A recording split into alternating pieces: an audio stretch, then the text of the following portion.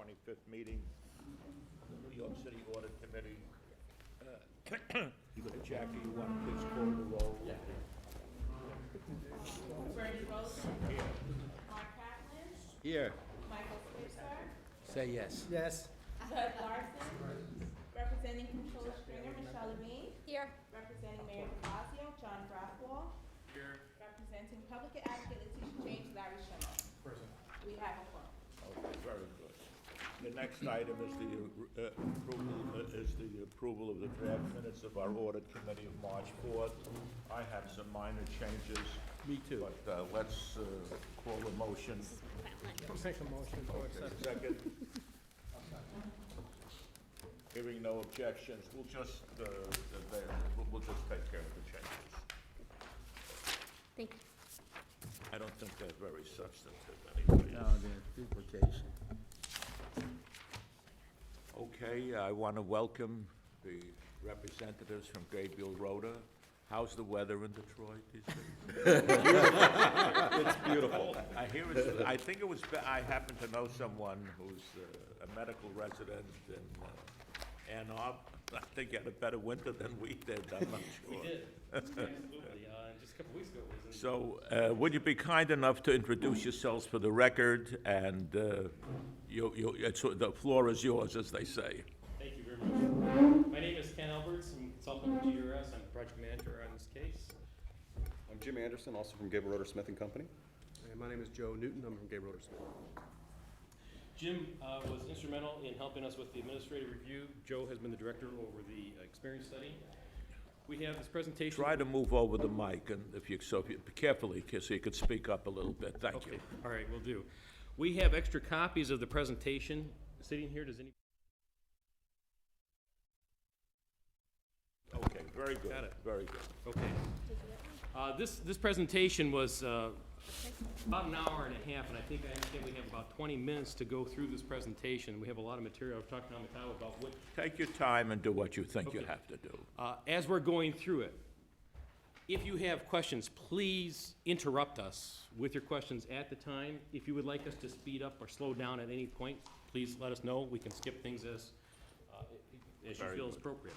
We'll start on page 2 with basically what we're going to talk about. We're going to do a project description, results of the first engagement by category, the independent actuarial statement, the administrative review, the contribution audit, and the experience study. And we will replicate the independent actuarial statement at the end.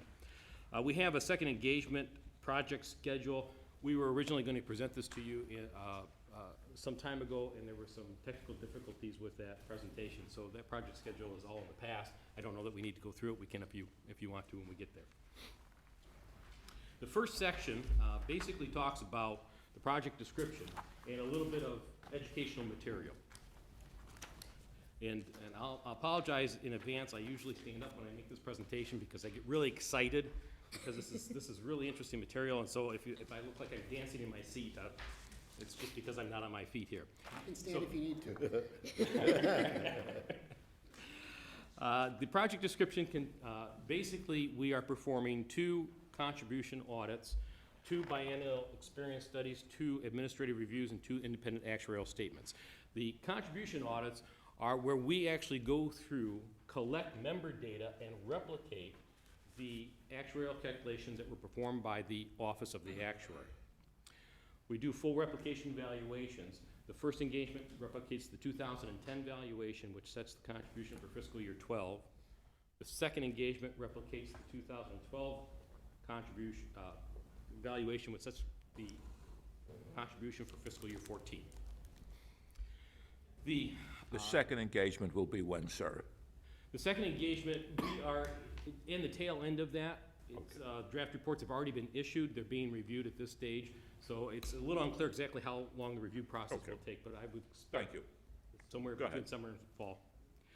The biennial experience studies, as I mentioned, we'll be presenting the first one this time. There are no recommendations. This time we've decided to wait until the second engagement to actually make recommendations. The administrative review, we actually go through and meet with each of the systems and the OA, kind of talk about their processes, interview them, come up with recommendations, and then we wrap it all up together in the independent actuarial statement.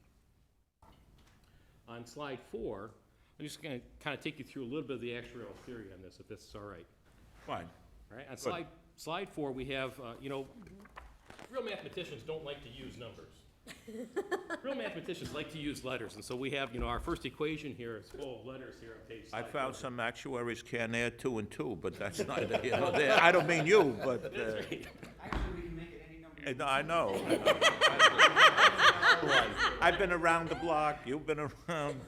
There are 3 kinds of actuaries, those that can add and those that cannot. Okay. That's an accountant joke. I guys are use aware that. Are you aware that this is being filmed and videoed? Yes.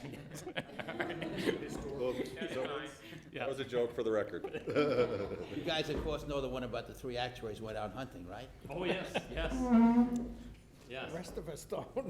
Oh, you've heard me tell it. You might as well tell it now. 3 actuaries go out hunting, there's a rabbit pops up on a stump. The first actuary fires, he's 3 yards short. The second one fires, he's 3 yards long, and the third one looks at the rabbit and says, "You're dead." Go ahead, you're on a roll. Okay, this first equation, C equals I plus B, C plus I equals B plus E. So essentially what we're saying here is the contributions plus the investment income must equal the benefits plus the expenses. So that's what every retirement system has to operate under. The benefits basically dictate the contributions. Now, we have to make assumptions about the investment income. When you establish the retirement plan, you're basically establishing the benefits. We come up with expected benefit payments over the future periods. We say, okay, well, based on our assumptions about when those benefits are gonna be paid and how much the fund can earn, we can back into a contribution rate that will make this equation satisfied.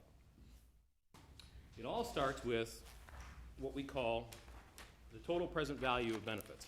We look on slide 5.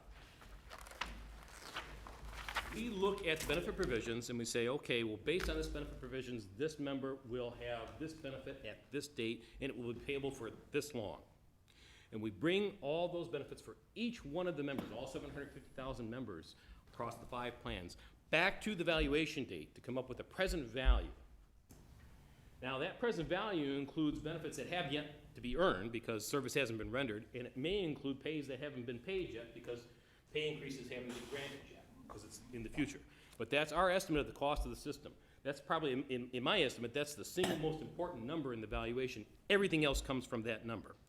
So that's what we start with, the present value of future benefits, and then we split it into a couple pieces. That is the actuarial cost method, and is how we split it up, and how we assign some of it to the past, some of it to the future, and how we assign the movement from the future to the past in the current year. You can see the little pie chart down at the bottom here. Basically, in some actuarial cost methods, we have what we call an accrued liability. That's our measure of what the past cost has been. The present value of future normal cost is our measure of the future normal cost, the future contributions. Together, they add up to the present value of future benefits. And the normal cost is the piece that moves from the present value of future normal cost to the accrued liability in the current year. In the 2010 valuation, we used, the OA used a method called the entry age actuarial cost method. It was a change effective with that valuation. Prior to that valuation, they used the aggregate normal cost method. The aggregate normal cost method did not produce an accrued liability.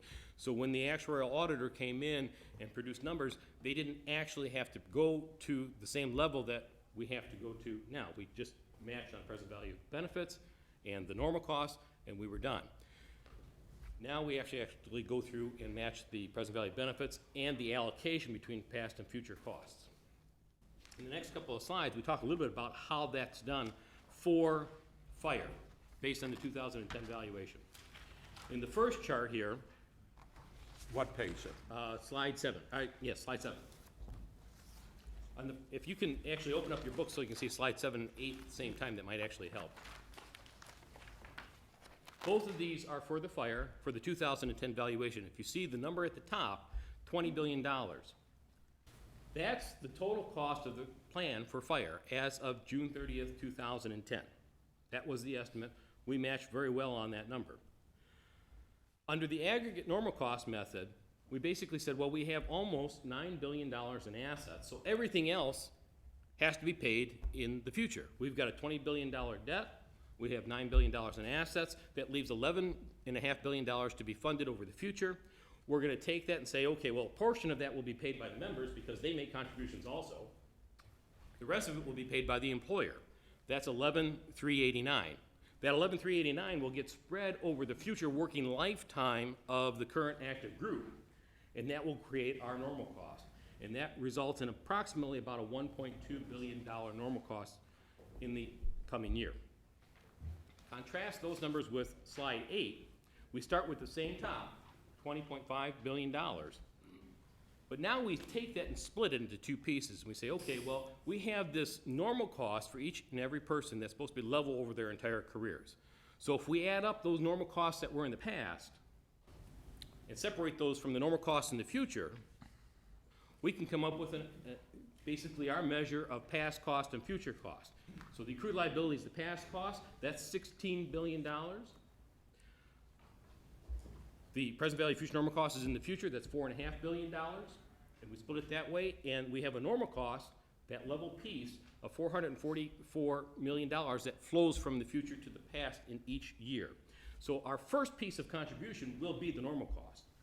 So now we have this accrued liability here of $16 billion. Well, what is that number? That's basically the sum of all your past normal costs. It says that if you were able to accurately predict all along exactly what was going to happen to everybody, you knew exactly when they were going to retire, you knew exactly when they were going to die, you knew exactly what kind of pay raises they were going to get, and you knew exactly what the market was going to bear, and you always paid the normal cost that we predicted under this method based on the information we have now, you would have exactly $16 billion of assets.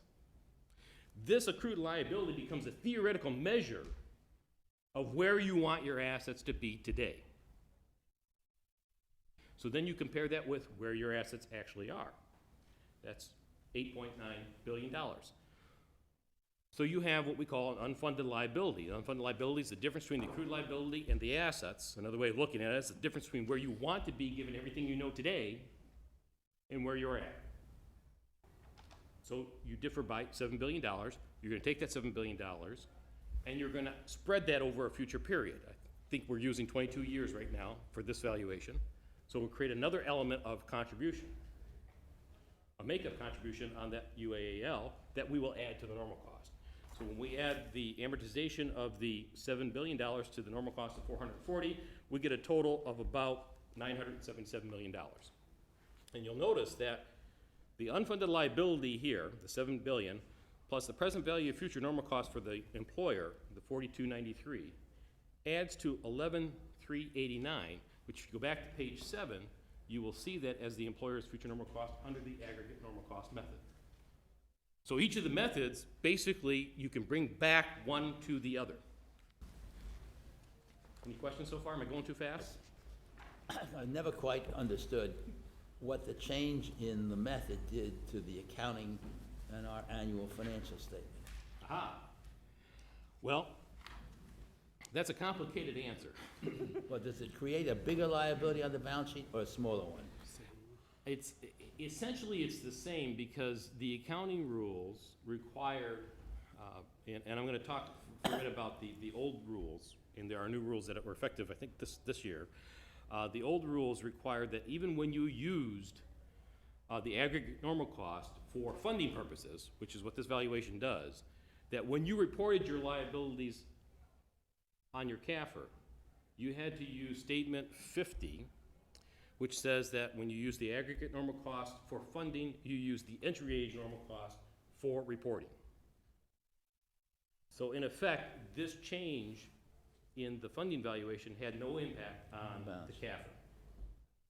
Thank you.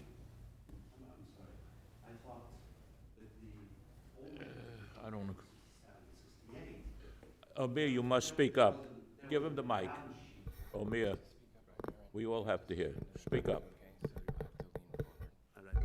What I was saying is, before GASB 67, 68, even though it was reported based on entry age normal, but the balance sheet liability, it wasn't posted, or it wasn't That's correct. required.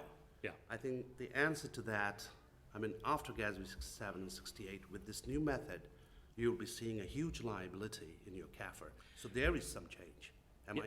But that change is a result of going from GASB 25 to GASB 67, not a result of changing the actuarial cost method from aggregate to entry age. So you are absolutely correct. What you're saying is absolutely correct. But if I understood his question, he was asking what the effect was from changing from the aggregate method to the entry age method. You are correct in what I was getting at. So, but that is a good note, and it's important to state that now under the new GASB rules, you will actually be putting the full unfunded liability on the balance sheet, whereas in the past, under GASB 25, GASB 50, you did not do that, you just disclosed it in a note. Right, and You're what absolutely about correct. market value to actuarial asset value? That's right. That's also would be changed, okay. Your example here is fire, and I'm assuming, my little knowledge of the systems, fire is the one that probably had the largest impact, proportionately, of the change in method. The other systems would not have seen as large an increase in the UAAL. I don't have that memorized. John, do you have that memorized? You're right, but prior to the change in the funding method, fire, and even still, fire is the least well-funded of the 5 systems. Sure. Going back to the late 70s and early 80s, they were not actuarially funded. Right. And as a result, they have a lower funded ratio than the other 4 systems. Just presentational, if you used any of the other systems, you would not have seen as very large change in the UAL like you do in this particular one. What we saw when the actuary went to the entry age normal method, and he would have had to begin using that under the new GASB rules. Right. We saw that the funded ratio, and I think that's what my colleague was referring to, for each of the systems, didn't look that good. Prior to that, they looked like they were 100% funded. Right. But, That's right. you know, but you're saying, if I hear you correctly, or maybe I should ask, did the entry age, by switching to the entry age method, increase contributions by the employer? It actually decreased contributions. Decreased? Actually decreased contributions by the employer. The aggregate normal cost does not create an accrued liability. So under the aggregate normal cost, you actually have no unfunded liability ever. Now, the actuary actually used the frozen initial accrued liability, where you have an initial liability, you pay it off. Once that's paid off, you basically diverge into the aggregate normal cost, and that's why we made that presentation that way. So, except for an initial liability, you don't keep adding to it. You don't keep recalculating it each year. Once it's paid off, it's done. What ends up happening is any gains and losses that you incur in the system, in the operation of the system, all flow into the future contributions. They all flow into the future normal cost.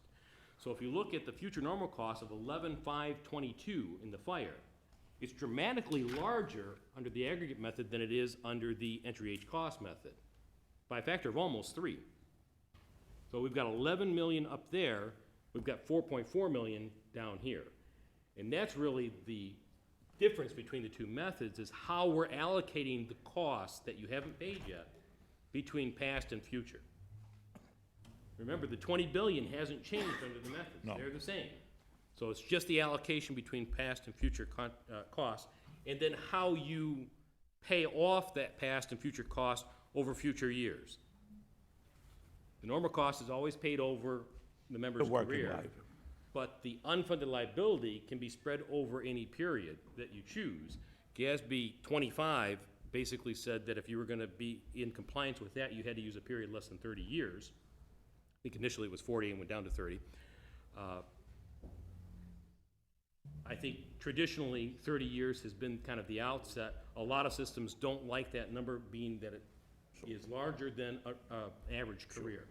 So, but it does give you a little bit more flexibility in how you finance the gains and losses going forward. You're all right with that, John? Yeah. If you're all right with it, Brian, I'm all right with it. I always thought going to the entry age normal method cost us more money in contributions. Maybe initially, maybe not over the life. The actuary did this as a package. What? The actuary changed assumptions and methods as a package. And the changes in assumptions under the prior funding method would have increased the costs dramatically. Say no more. By going to entry age Okay. normal, he was able to mitigate no some more. of that cost. Okay. Yeah, but in the real world, there's a liability, and it'll show up whichever method we use. No one argues that, sure, no. That's correct. That is correct. And it seems to me that one or the other method is a way of making it appear less burdensome on the current situation than it might otherwise appear to be. There are a number of acceptable methods under the actuarial standards of financing retirement systems.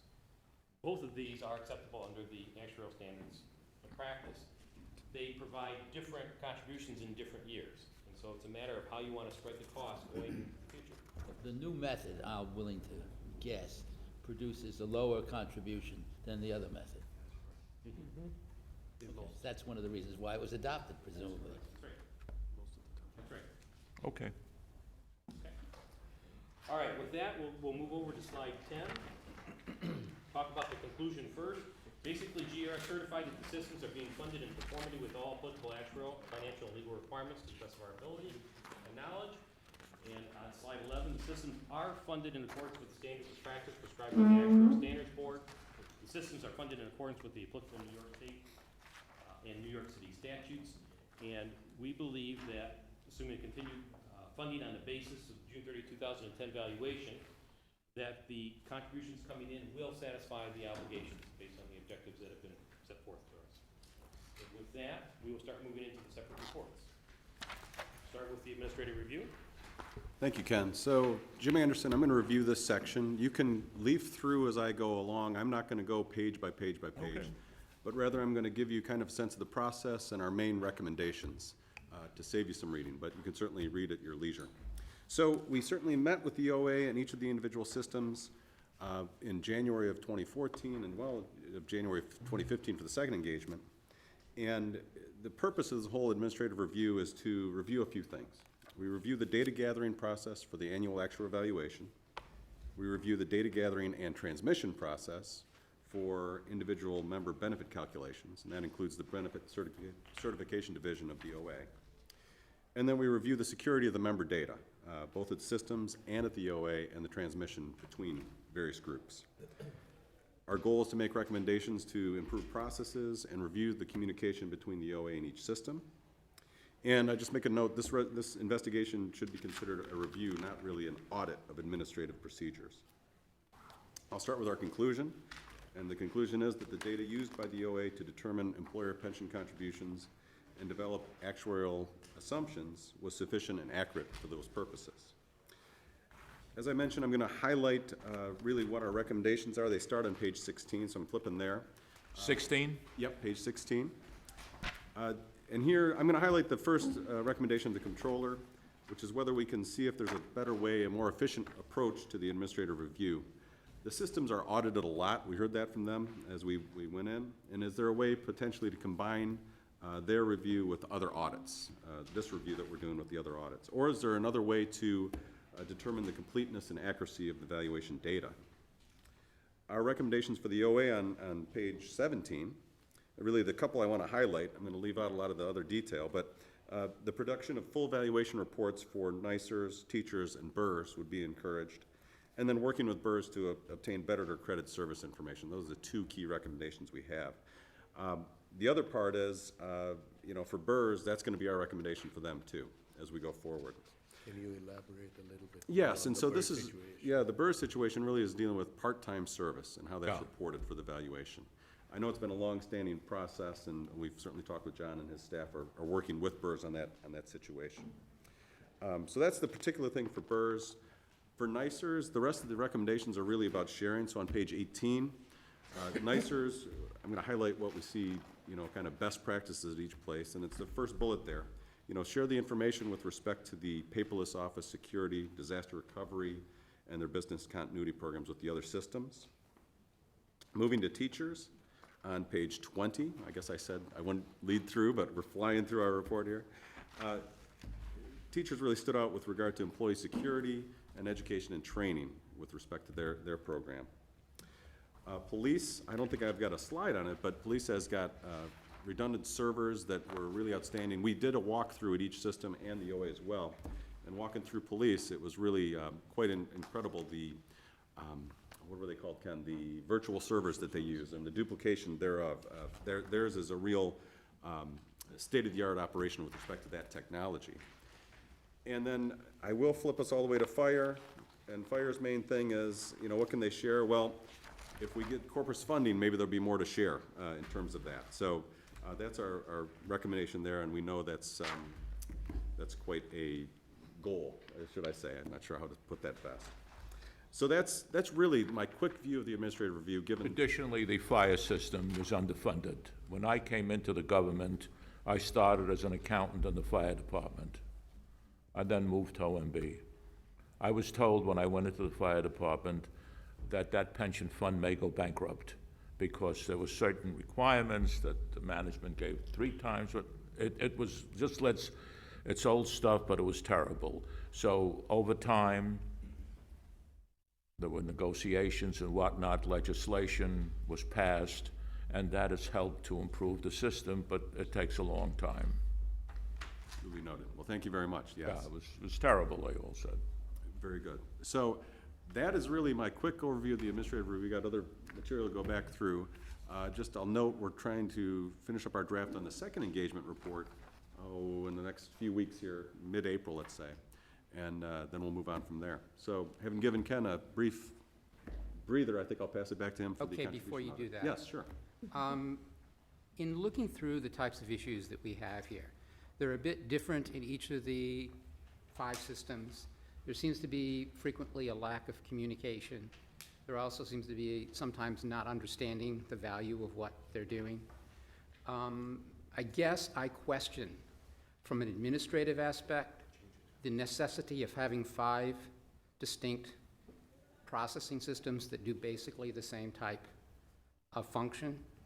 I can appreciate the differences as far as benefits and the focus of the boards, but the day-to-day backroom processing of the 5 systems, I guess I asked the question, if they were in fact merged and focused on a more state-of-the-art process, would we be in a better position?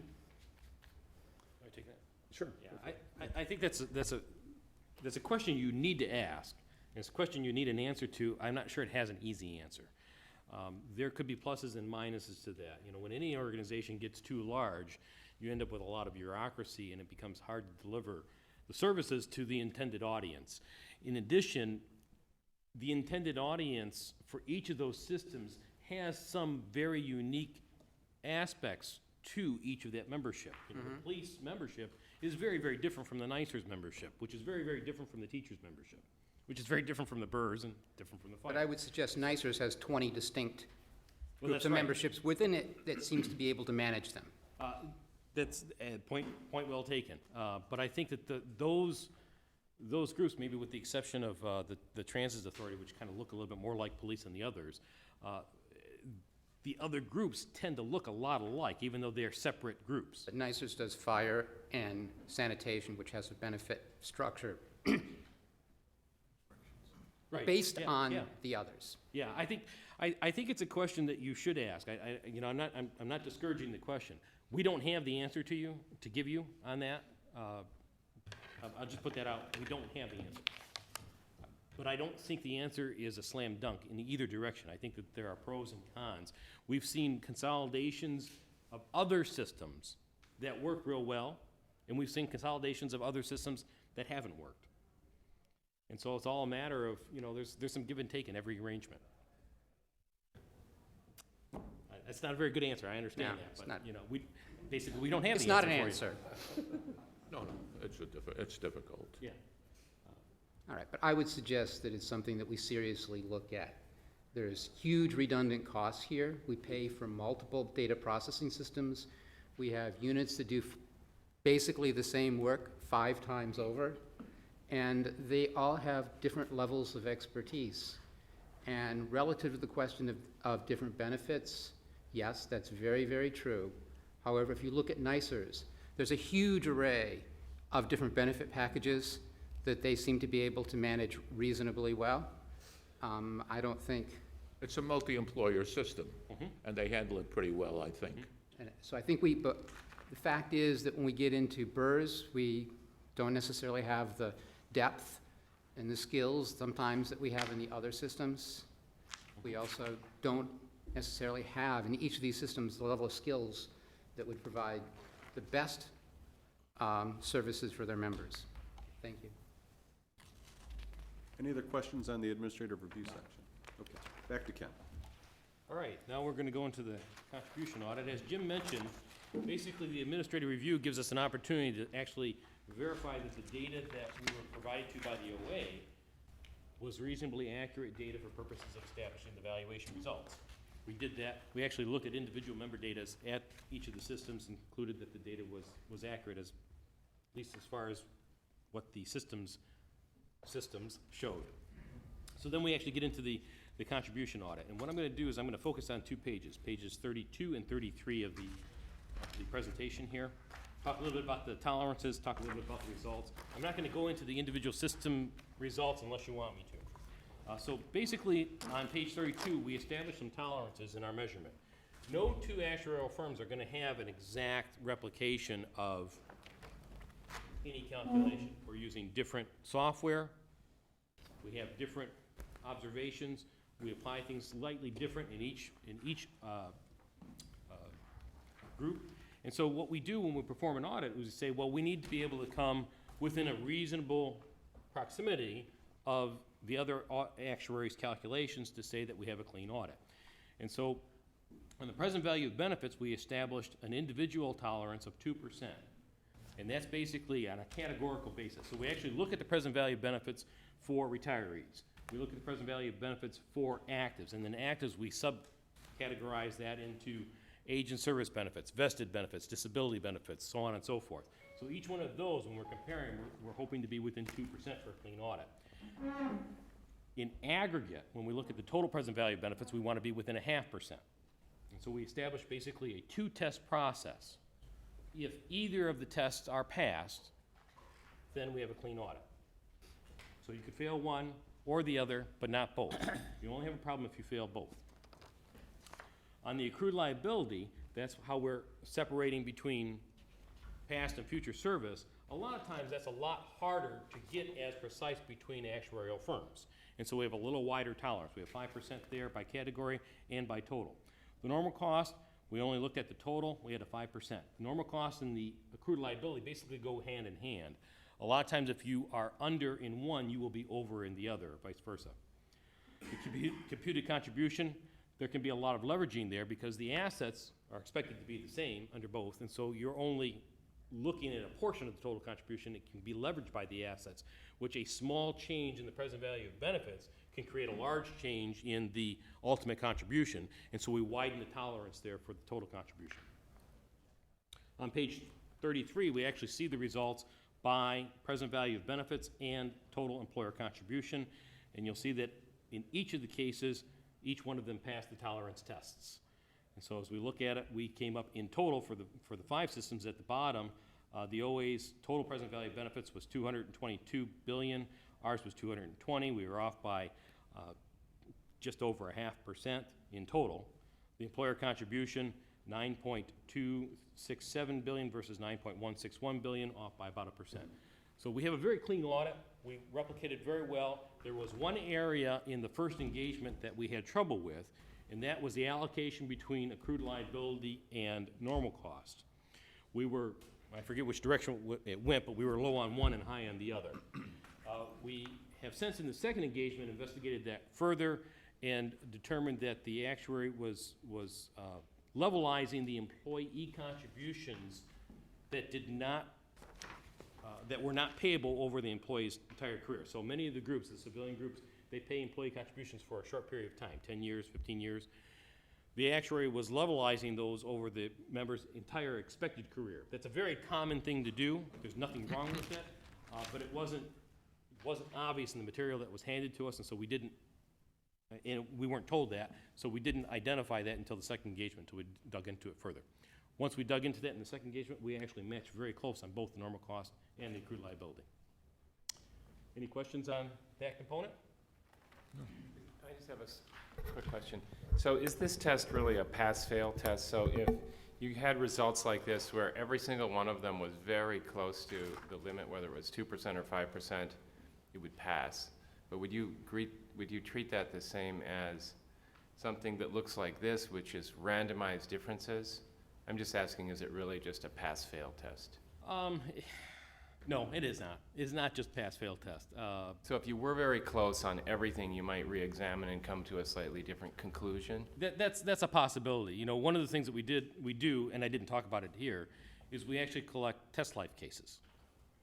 So not only are we looking at replicating results in the aggregate for each system, we're also looking at the test life cases to replicate on an individual basis. And on an individual basis, you'll see a lot larger variation due to the differences in rounding or the differences in calculations of ages and things like that. So when you say test life cases, what do you mean?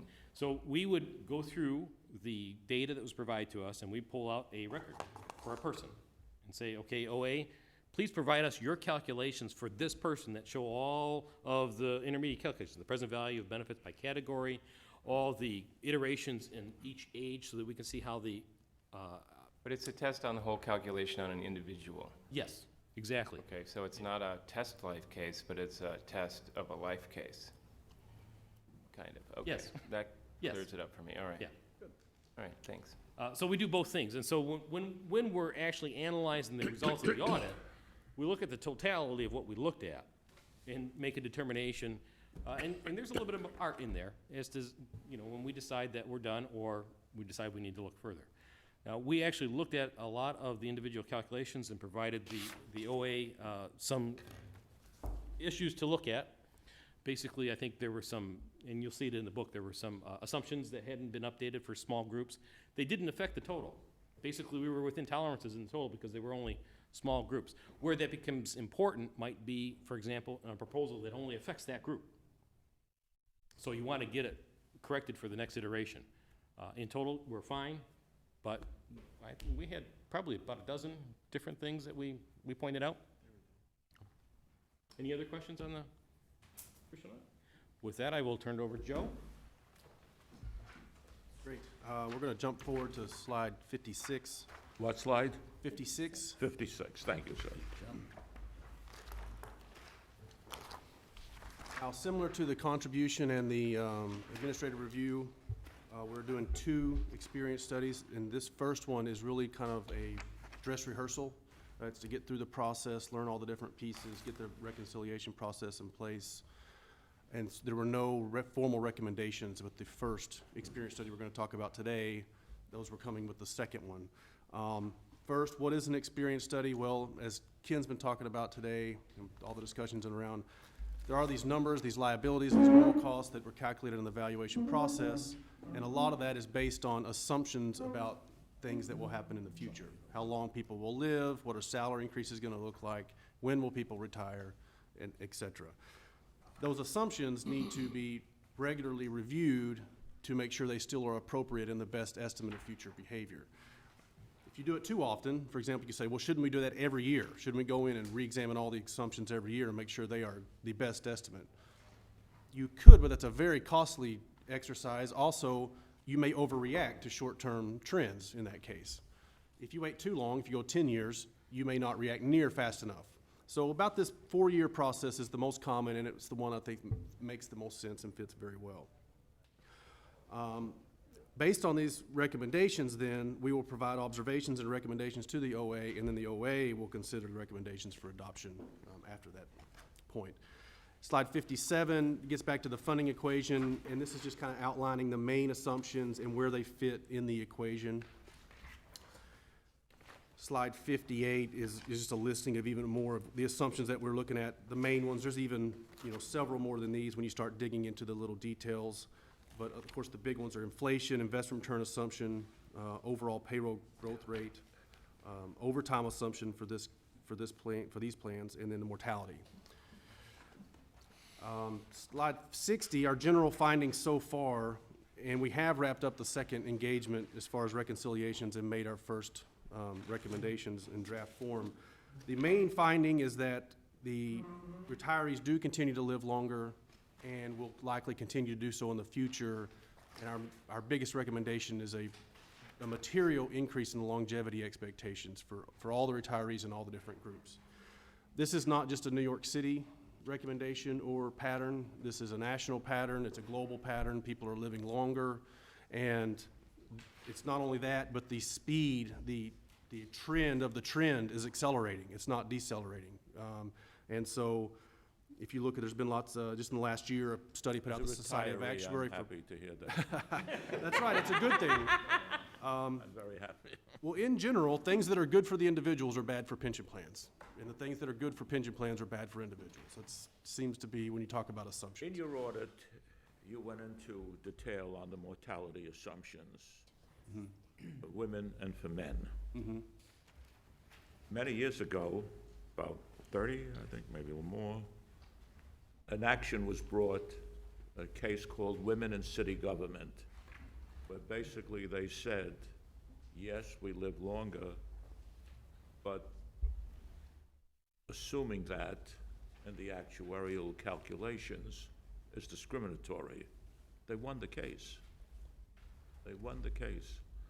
So I guess the point I'm making is, if you're doing a study in New York, it almost doesn't pay to separate men and women, because, am I correct, John? You have to, in the office, assume that women are the same as similarly situated men. If you don't, you're breaking the law. That'd be for optional. Speak up. That would be for optional forms of payment and items like service purchase. So when the individual's coming in and attempting to. And beneficiary calculations, calculation, et cetera. that's where you have to treat them the same. And that is true, pretty much all of my clients in all states, that is now true. That's what I was trying to hear, so. But for funding other purposes- jurisdictions have followed suit. Right. Okay. But for funding purposes, that is not necessarily true. For funding, you could, And in fact, you but could. at the end result will be that they gotta be considered the same. On the benefit side. On the On the benefit benefit side. Distribution. But if the benefits do factor into the contributions. Yeah, if you I'm could- sorry, you- Larry. Well, hang on, you can think of it as anything related to what the member pays. Like a reduction Oh, yeah, for no, an no, option. that'll- Anything that the member pays has to be sex neutral. Equal, right. Anything the employer pays for, where they're actually making a contribution. that's a good We point. can actually reflect the sex distinct. And the activity. benefit they'll receive has to be the same too. Yes, but that's based on a formula, yes. You can't give men and women different benefits. You can't give them different formulas. That's correct. Go ahead, Larry, you had a comment. Thank you very much. You're very clear as to a lot of these issues with the audit committee. We focused a lot earlier on the fire department as a case example in terms of breaking this down in terms of assumptions, unfunded liability. And here, you're describing the assumption study.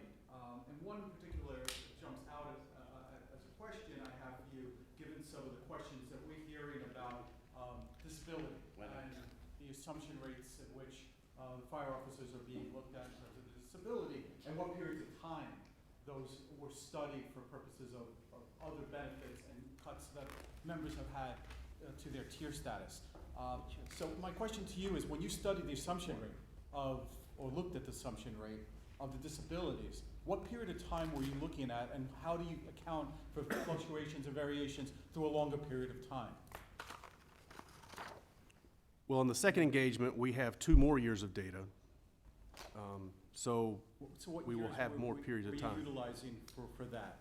Well, it depends on which piece of the disability you're talking about, but just for example, the World Trade Center disability years that we're using, we didn't start until after all of the decisions had been made on putting that program in place and beginning to count people in that regard. So it was about 2007, 2008 through 2013 will be the results of the second study, which will have the recommendations in it. This one would have been 2011, so we only had 3 or 4 years.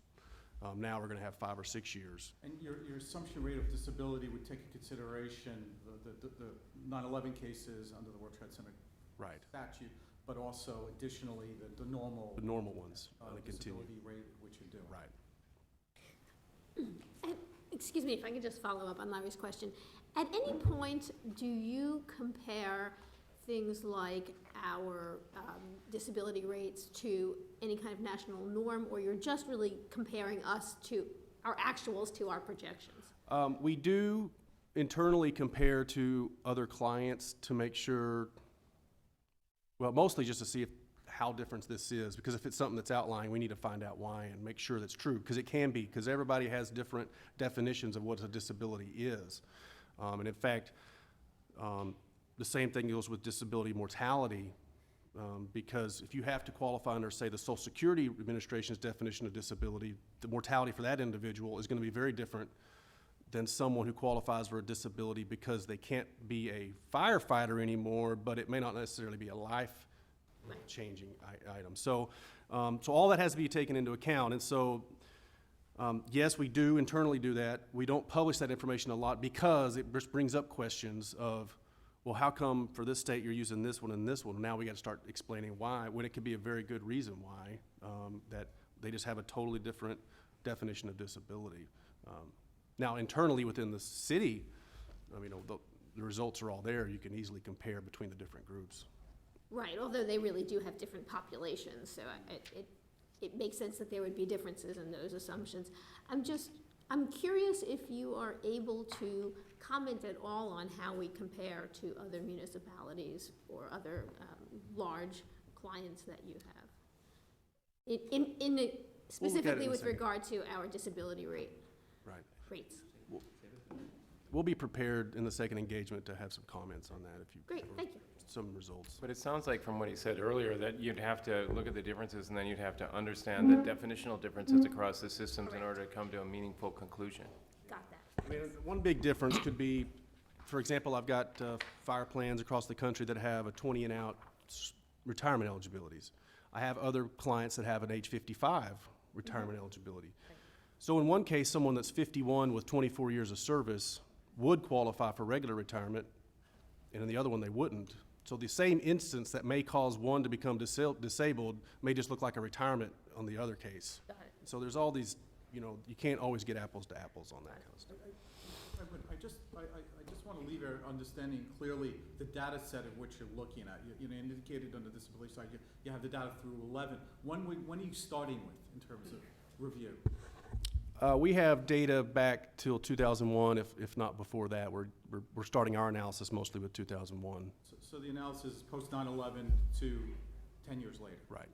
And would you at all look at periods prior to that, excluding the 9/11 victims and workers who've gone off as a result of the World Trade Center, as a comparison of what maybe a traditional pattern would be? Yes. To project accurately as to what the true liabilities would be on a disability? Yes, yes. And where would that be reflected? Well, the current rates, the past rates that we've had, that the OA would have had, is going to have that information in it. One of the interesting findings we're getting out of the second engagement is that the rates of disability are not much different for all the groups, between the ones qualifying for WTC and the ones not. Which is not to say that there aren't trends from previous Right, decades. it's not saying that they're the Right. same or there's not trends, but they may not be as drastically different as initially thought. Thank you.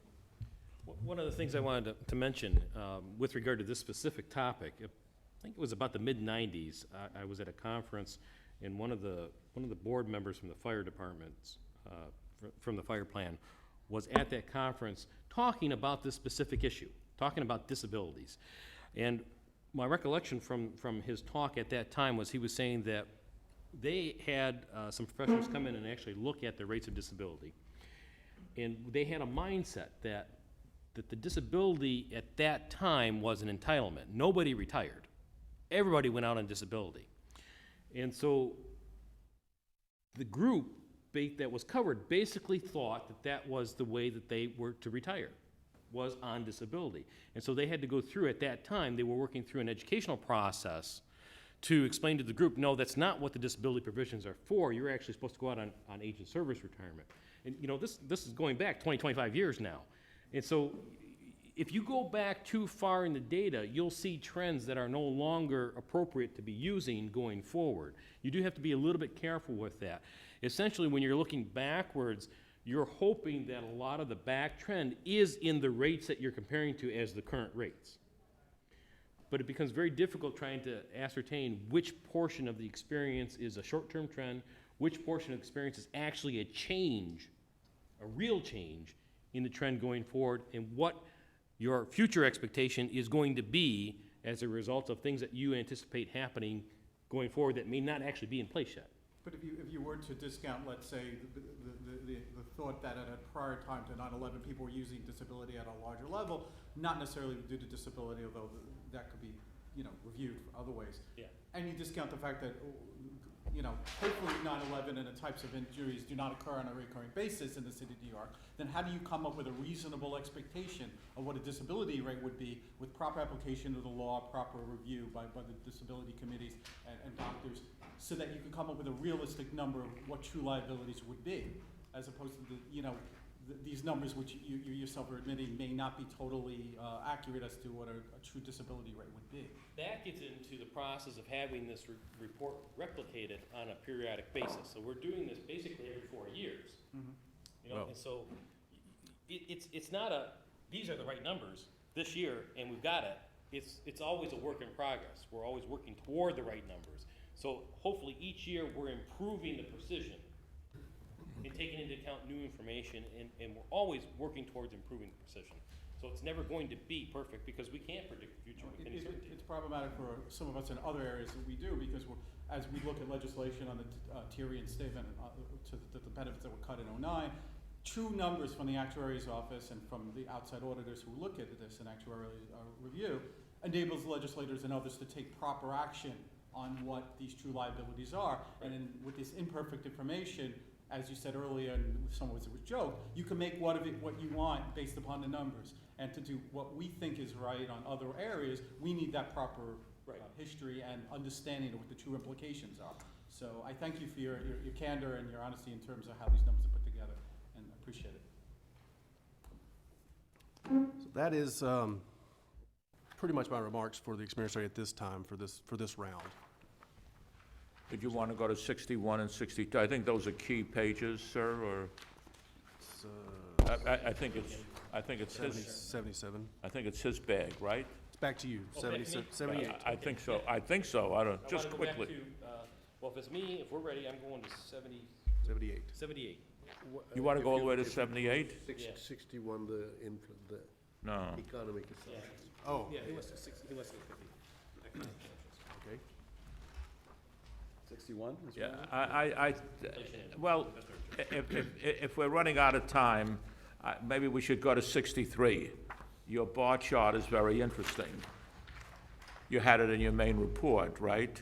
Yes. And you're saying that, looks like most of the systems are still using the 8%, which we had used, and 7 3/4, 7 1/2, even 7 1/4, and then we dropped to 7, which is what our actuary uses. Correct. I think it's pretty conservative, Well, there's, given the way the systems has been funded, given the way the contribution has been made, and that was why I think I had Mr. Basu call you people and say, what would some of the charts look like on the subsequent pages if it was 7 1/2 instead of 7? right. I don't think it'd be much different. It is about, well, I don't think it would, but go ahead. for example, we're gonna add. Intuitively, I don't think it We're would. adding a chart in the new report, similar to 63. We'll still include the 63, because it has changed even in the last 2 years, continually down. But this is showing nominal rates of return. And so the real rate of return is what impacts the valuation more. Yeah. We have a 2.5 inflation, or the OA is using a 2.5 inflation, which is on the low end compared to the peers. If we did this just on real rate of return, you would be much more, the 4.5% is much more in the middle of a bell curve. So it's not the nominal. But you're correct in that when you went to 7, you were definitely an outlier on the bottom side. Now, outlier. you are not. People are coming down very quickly. Also, if you look at the probabilities, even the long-term probabilities, 66? 69, when we were saying, if, after some adjustments, we were expecting about a barely over 50% probability of getting 7%, about 52%.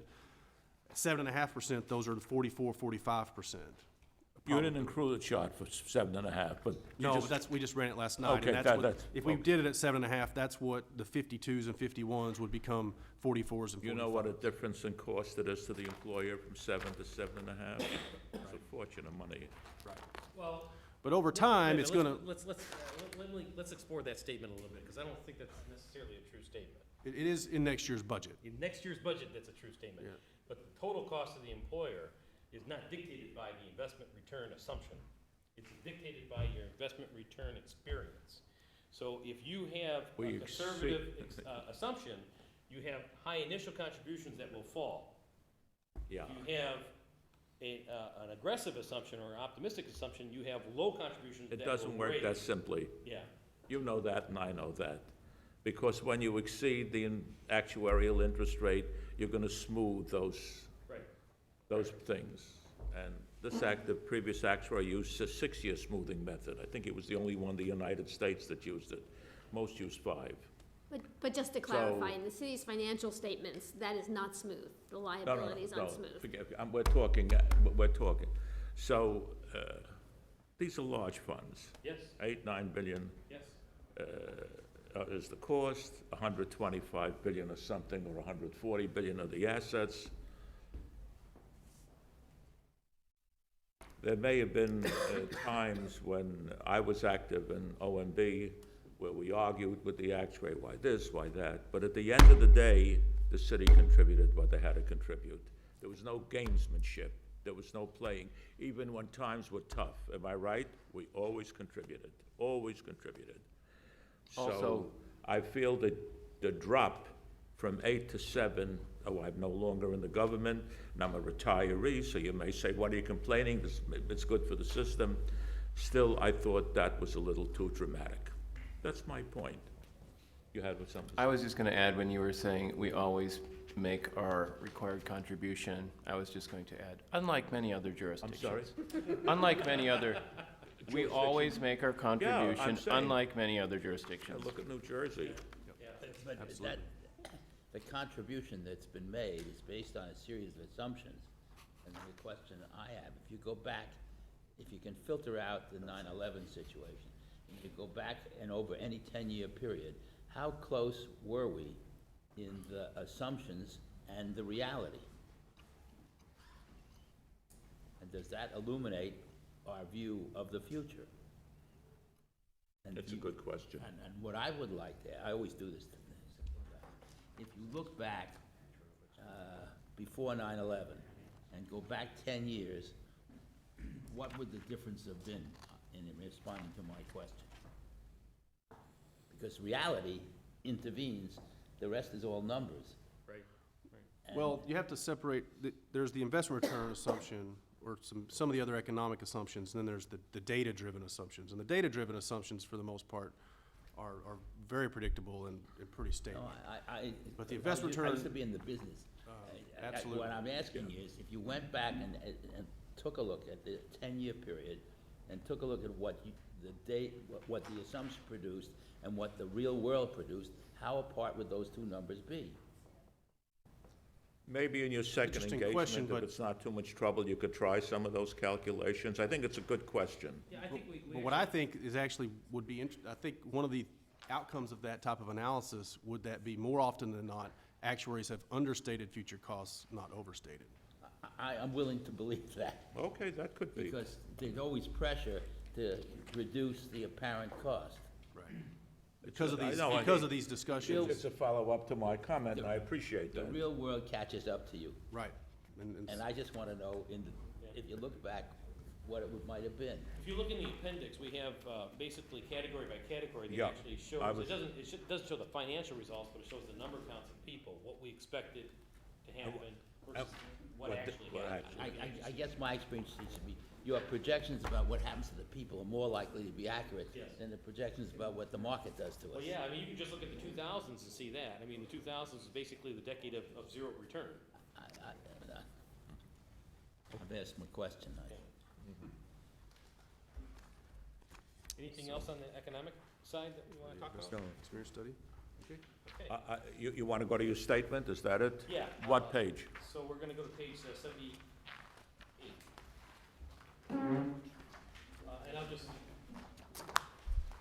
summarize, basically, you know, we've talked about the three different reports and how this wraps up. We look at the data, and the administrative review actually helps us get comfort that the data that we're using in the valuation is the appropriate data to use for establishing contribution rates. Then we look at the experience study, and the experience study gives us comfort that the assumptions that are being used are appropriate and reasonable assumptions. While they may not be perfect, no set of assumptions is ever gonna be perfect, they are reasonable assumptions. And then we actually go through the contribution audit and determine that the mathematical calculations to determine the contribution are reasonable calculations and are reproducible. So we were able to do all three of those pieces with this first engagement, and we are able to certify that the systems are being funded in conformity with all applicable actuarial, financial, and legal requirements.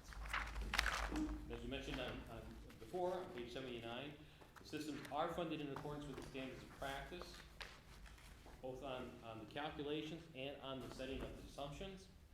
Systems are funded in accordance with the applicable New York State and New York City statutes, although I think when we first started the engagement, the statutes actually lagged behind in the assumptions. That's been rectified. And we believe that the contribution that's been created from the 2010 valuation will be sufficient to pay benefits when due, Okay. assuming continuation of that process and the methods and assumptions. Okay. support. Any other questions? No, I want to thank you for this presentation. I think it really helps to summarize the good work that you did. Well, we appreciate the opportunity to Yeah. present. Bernie, may I really just is ask one more question, if you don't Sure. mind? I'm just curious, since you are so far into the second engagement, I know you're not reporting on it yet, but was there anything that surprised you in the second engagement that was, you know, drastically different from what we've seen here? On your, on the contribution side, definitely not, right? No, not the contribution side. Yeah, on the contribution audit side, So it's all absolutely the no. assumptions that you're really, I would say in the assumptions, there was nothing that is surprising us. okay, thank you. I'm just perplexed by one thing. The book you gave us today represents a summary of all the other books we got beforehand? Because there are detailed recommendations or questions you raise about specific things in these books, which are not covered in this book, am I right?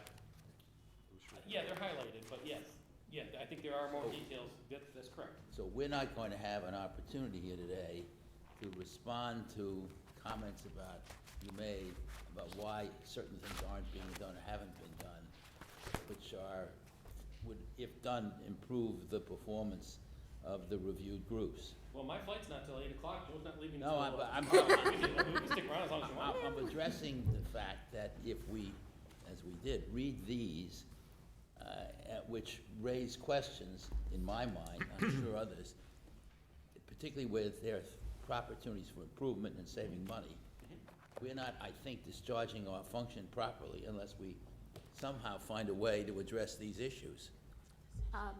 We could certainly ask questions of them. Like, we'll be back with the second report, obviously. Well, then maybe. And I imagine that they would accept questions from the committee through the secretary.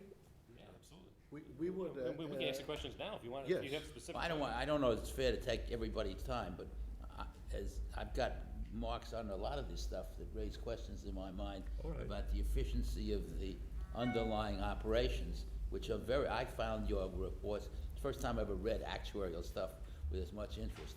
And there's a lot of intellectual stuff valuable in here. Yeah. Thank you. And I think it would be, maybe we as a group, as an audit committee, could raise a question about why certain things which ooze out of your report haven't been done. Well, I think that goes back to the point that I raised before. that Maybe- There are strong, there are some things in some systems that are doing quite strong, and they're a good example of how it should be done, and there's other examples in individual systems of how you definitely shouldn't be doing it. And how one resolves that, either we take a look system by system and say, you, lack of a better term, FERS need a new, better data automated system, and we're gonna do it that way. Or we look at the fact that the police department has a state-of-the-art system in place right now, which you might want to consider working on making available in some fashion to the other four systems. I'm with you. So the question is, how do we address that as a committee? I pose it to my fellow I committee. think it's very hard to address. It is. There's and no it's- question that there could be benefits if you were to merge the administration of all the systems under one umbrella. No, I'm going However, beyond this is, that. however, this is a union town, and that's very difficult. Bernie, there are other things that are raised in these books, and maybe I'm oversensitive. I've just had an activist throw me off a board, and I'm worrying now that I did the right thing while I was at the board. And I'm concerned that there's a lot of material in I'm these sure you raised- did the right thing, go ahead. Well, you want to tell the lawyers that. I look at this, there are a lot of questions raised here, and presumably you're not trying to waste your time or ours by raising All right, them. maybe we could do this as a suggestion. Possibly, maybe in an executive session. It's only Mark Kaplan talking. And we could kind of summarize some of the questions and maybe pass them through Mr. Basu, who's kind of a liaison to the actuarial auditors, and get it to them, and maybe they could respond to some of them at the second I'm one. happy to spend the time, because I found this interesting. Bernie and Mark, Tim Mulligan just pointed out to me that we could also arrange for a telephone conference, Yeah, which would allow us to ask All right. questions and follow-up questions, If I didn't perhaps. think as a lawyer it was unwise to put it in writing, I'd send you all a memo with all the questions. If I may, just talk a little bit about the process itself. When we're talking to a prospect, so I didn't talk about this because you're not a prospect, you're a client, but when we're talking to a prospect about an actuarial audit, come in and we say, a couple of things, and I think it might be worthwhile talking about the value of the actuarial audit for a minute. What does it do? Where are its values? What is who going to get out of the actuarial audit? Now, it's a very important process. You've got the lives of 750,000 people that you're concerned about here, who are entitled to receive benefits under these plans, and we want to make sure that they are ultimately going to receive those benefits. And so what the actuarial audit does, number one, is it basically affirms or disaffirms the calculations performed by the other actuary to give you some assurance that the contributions going in will ultimately be sufficient to pay the benefits that are going to come out of that for the 750,000 people. In addition, there are recommendations, as you pointed out, in our books for the systems, for the administrators, for the comptroller, but also for the actuary. Each one of those recommendations is basically you're hiring us to give you our opinion as what we think might be an improvement in the process. Each one of those people who those recommendations are directed at might disagree with that assumption. So just because we make the assumption, or make the recommendation, doesn't necessarily mean it gets adopted. It's from our perception, we think that those are all good recommendations, but it's up to each one of those individuals who those recommendations are directed at to actually make the final decision. Now, some of those you may actually have purview over. Some of those the actuary will have purview over. Some of those the And system they may ignore them, or they may not. Exactly. That's the problem. Exactly. So as you're going through those, you might want to identify the ones that this committee actually has purview over, because there's recommendations in for all of the groups. Have notes. But I think there's a distinction between those that we would want to comment on and make recommendations versus those we have authority or purview over. Yeah, absolutely. Because Yeah, if we're and that's fine looking at too. the financial viability of these entities, the state legislature is the one who's going to make the determination on a lot of issues. Okay. But what we say and how we respond to this kind of report would be a source of information that those decision makers would have. So what I would be looking for is to go through in some more specifics some of these problems and come up with what would be various ways of addressing them. Okay. If you would like, when we come out to present the second engagement, we can make it a whole day session. Yeah, I think we may need it, yeah. I think, Yeah, I think want to so. turn your focus aside one different direction, though. Okay? I'm not an ex-city employee, so I have no benefit. I'm one of 8 million people who live in the city, who end up bearing the cost, ultimately, of these plans. Sure. And so focus only on the 750 who are covered, as distinguished from the 8.5 million who pay for it on the side, is the wrong total focus. You're right. There are what, 10 billion people in the city that are basically stakeholders in this plan? Yes. 8.5 anyhow. Yeah, 8.5 billion? I think you need it. No, Million. Million. It's a big thing for, Yeah. Yeah. And it ultimately may make the city non-competitive in certain ways if these costs get out of sight. I do, My worthy secretary is pointing to the time. and yeah, I- we I have don't people who've mean- been waiting. And there are people waiting and so forth. Maybe the answer is, as there is, when the report is presented from the second engagement, maybe we need that as a separate session.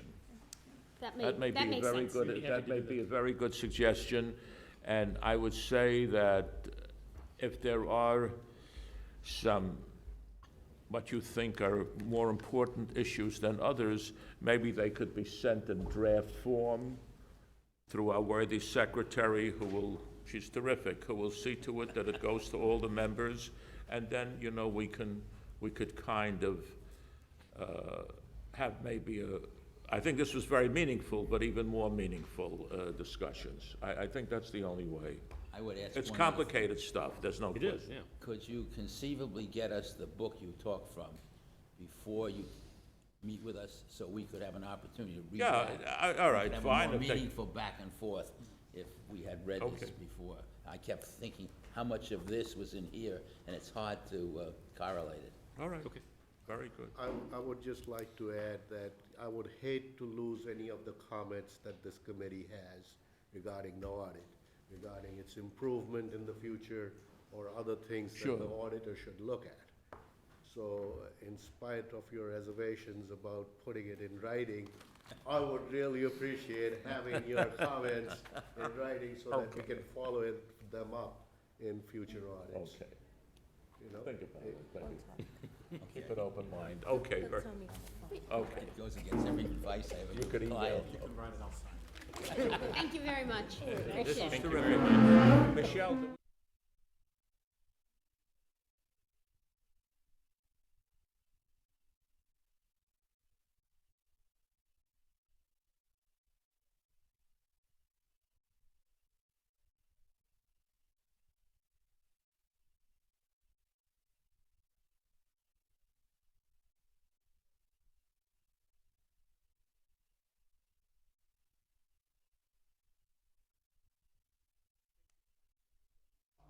It's a little different, yeah.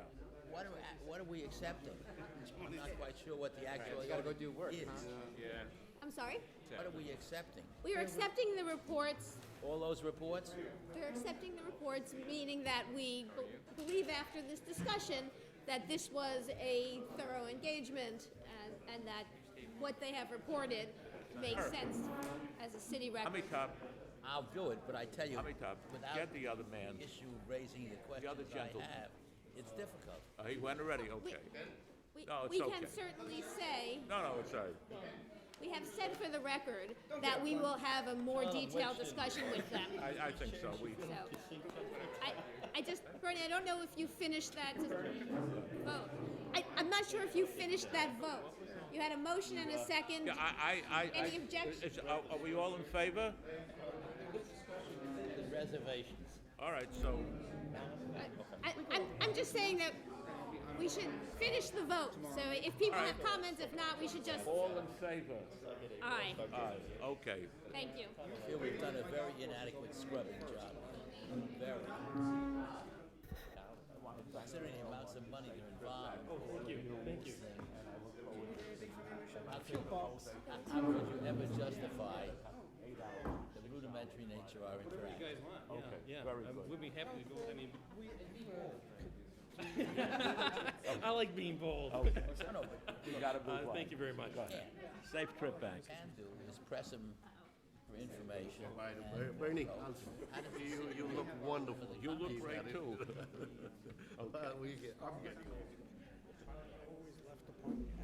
Okay, we'll let the people settle down a little bit. We have a large agenda. I'm sorry you had to wait this long, folks. Michelle? You guys don't have to move on. I'm sorry? We have to move on. Yes, yes, yes, Can I- absolutely. I'm sorry, I was just saying goodbye to. Okay, all right. John? Goodbye. Okay, take care. That's right, we don't have an actual. We'll see you in May. All right, the next agenda item is the review of the financial statements and management letter of the Brooklyn Navy Yard Development Corporation. you are, You gotta get the, Even when I'm at- you gotta get the motivation, you gotta shut everybody down there. please.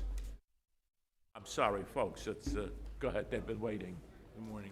I'm John Madonia, CFO of the Brooklyn Navy Yard Development Corporation. This is our controller, Ghaffar Mohammed, and this is Mr. Glenn Dean, senior The auditor. auditor. Yes. Our auditor. Welcome, and I'm sorry it took that long. Fiscal, Now, let's Excuse me, I get should to just say, stuff, if you I will. thought that I saw Regina here. Did she have to leave because of the time? Possible today. Regina's not my president. Oh, I'm sorry, wanna Brooklyn show Navy her Yard. that she's I'm confused. I'm sorry. We've been Brooklyn Navy Yard running. Brooklyn Navy, yeah, No, I remember it well, okay. as a boy. Please bear with us, we'll get it.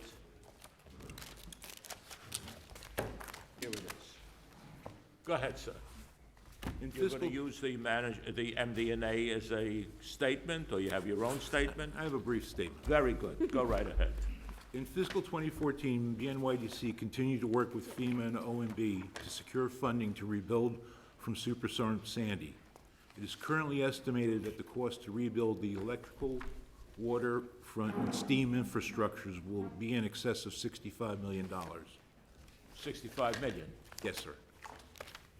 BNYDC is not only building due to Sandy. In fiscal 14, capital spending totaled $19 million on infrastructure. Of that, $17 million was provided through the city capital budget. BNYDC has spent approximately $2 million of its own funds. BNYDC is also rebuilding. We currently started construction on Building 77, an 18-story, million-square-foot light industrial building that should be coming online at the end of fiscal 17 at a cost of $140 million approximately. We intend to replace the blank walls on that building with windows on all floors. It is estimated that once tenanted, the project will add an additional 3,000 jobs to the yard. Finally, Signer Studios completed Phase 3, 25 Washington Avenue, a 7-story, 280-square-foot Art Deco building. It will house studios, production, and post-production work, as well as have an academic component. Both Brooklyn College and Carnegie Mellon will be leasing space there. This building, together with stages 10 through 15, will support 1,200 people. Steiner will shortly embark on its next phase, the replacement of the infrastructure loop in the former naval annex. Nor were we only about building. We are also helping people find work within the yard. Our employment center, located in Building 92, was able to place 201 people in jobs within the yard and community. In FY14, there were approximately 3,000 people working at the yard. Thank you. How many people? Approximately 3,000. 3,000 in the yard. I mean, I would like to say, it's good to see the continuance of the leases being signed. I imagine your occupancy is quite high now. We have virtually occupied, or we are fully occupied, yes, sir. That's what I was gonna say, which is tremendous when you think years back what it was like. And the movie studio was moving, Doing wonderfully.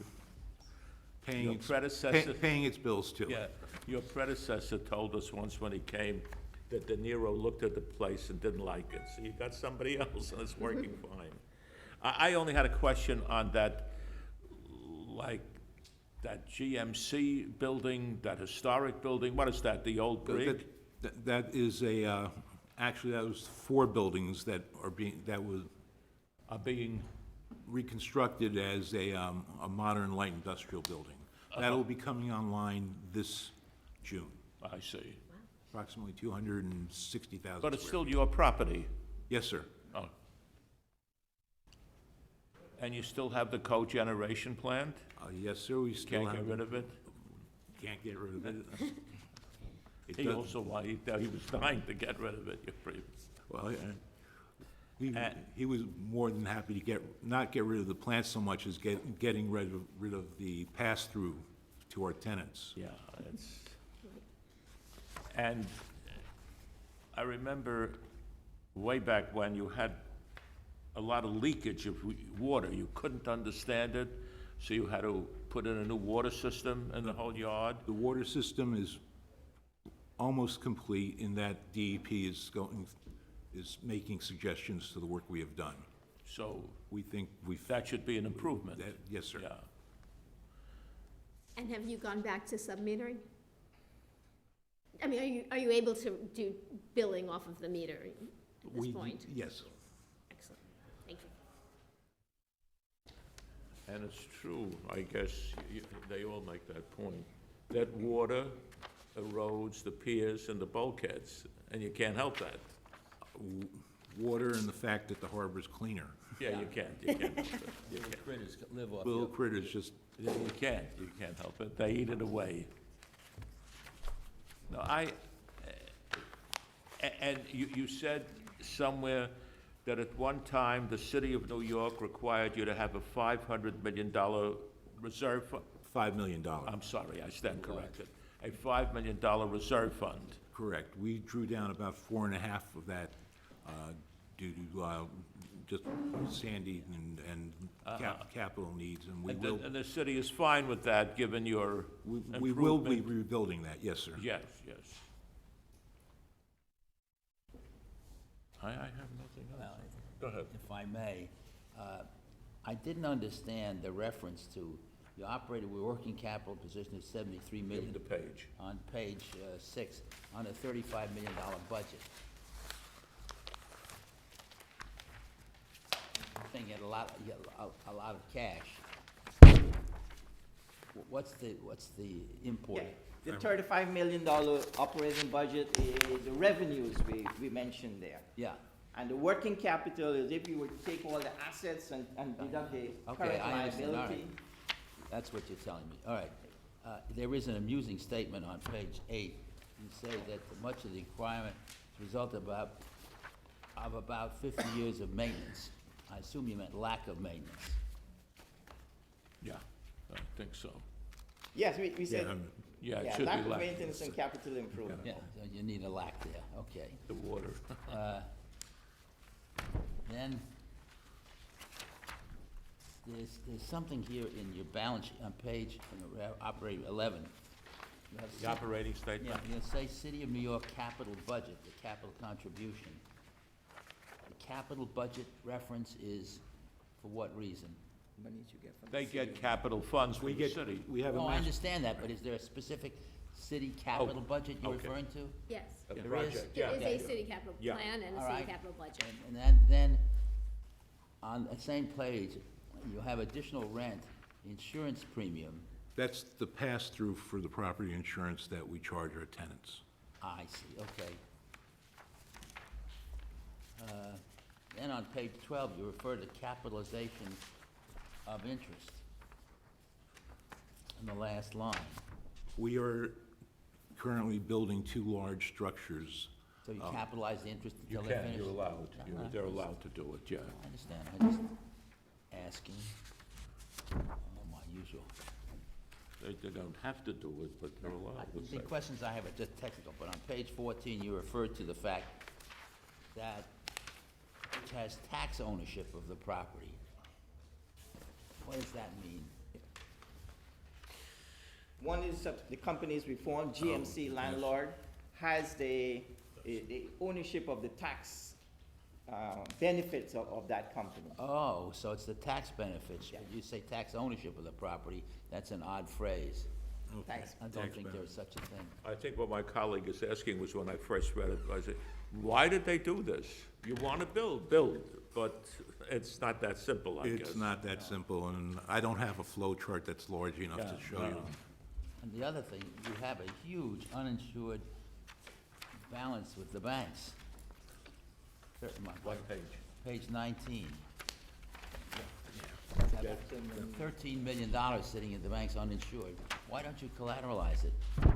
That's money we need to cover our capital improvements. Every month we pay $4 or $5 million worth of bills for the capital improvement.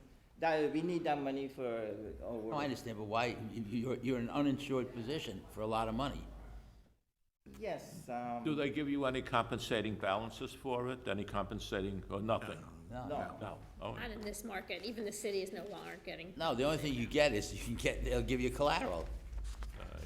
There won't committee. Maybe nobody cares anymore, but No, no, you have a big I red. think his point Mark, is that actually, they draw it down quickly. I'm sorry, go ahead. I believe that very few, if any, of the component units collateralize because it makes it a much more expensive banking relationship. Okay, So that's an they- answer. There is one of them, though, that does collateral, I noticed that. Then, no, I'm not gonna worry about the English. There's a reference on the development loans on page 23. It says repayment is interest only. I mean, there's no principal payments. No, It's a balloon. it's a balloon, yeah. Well, if you read it literally, repayment is interest only. All right, sorry, I won't, the language is. You'll never have to pay the principal? Sure. No, we will have to pay the Have to pay the principal. principal. Principal It's a is little due odd. At the end. The At the wording is end. And it has actually an automatic renewal option built into it. I also point So out. you don't pay the principal? We will You be pay it paying. and then you renew it? No, we can't get an extension on it. Okay. There's another one I'm using in 11. You say, "This unusual and infrequent disaster." I'm just trying to figure out what you meant by infrequent. That was Hurricane Sandy. I understand, it just, I think that's it, Brendan. Yeah, no, it's fine. And as I say, I was looking at note 14, and you're saying you're basically fully rented. Yes, as far as operational space, yes. That's amazing, okay. I remember driving by your place in the Second World War, and dying to get in and watch the ship. You couldn't get in.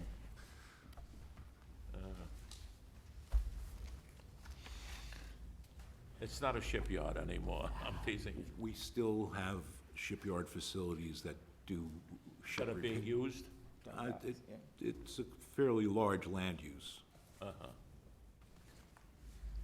You couldn't build a dreadnought. All right, go ahead, I'm teasing. No, I don't think so. Nobody's You building can't get a it. No, dreadnought no. under the Brooklyn Bridge anymore. No, they built an aircraft carrier somewhere, all right. And what was this other little statement, I don't know, there was like a separate, maybe it shouldn't have been in the pile, a two-page statement? I don't, let's leave it, because I think your regular statement was. This is how they would like to see it. This is how they would like to see it in the CAFA. This is how it appears in the CAFA? Yeah. Oh, okay, all right.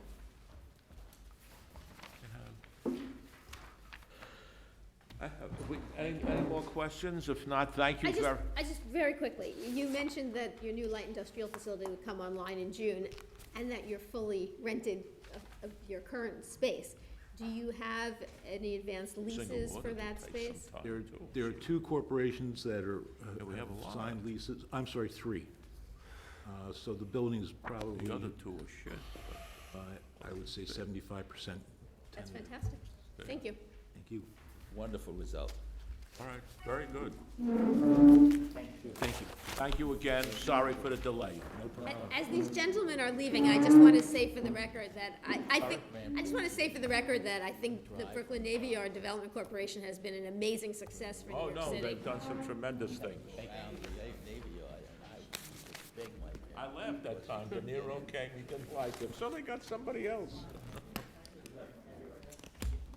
Who's next, Bernie? Who was next on the, Brack, oh, Okay. little Brack, Morning. okay.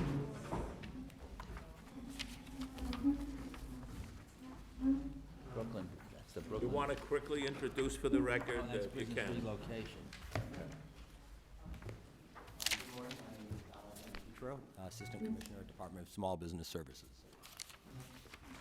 Andrew Schwartz, Deputy Commissioner, General Counsel at Small Business Services.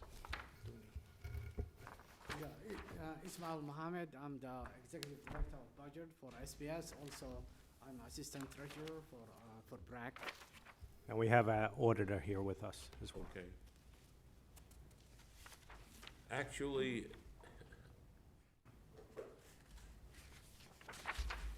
most of your money has been drawn down, right, for relocation services?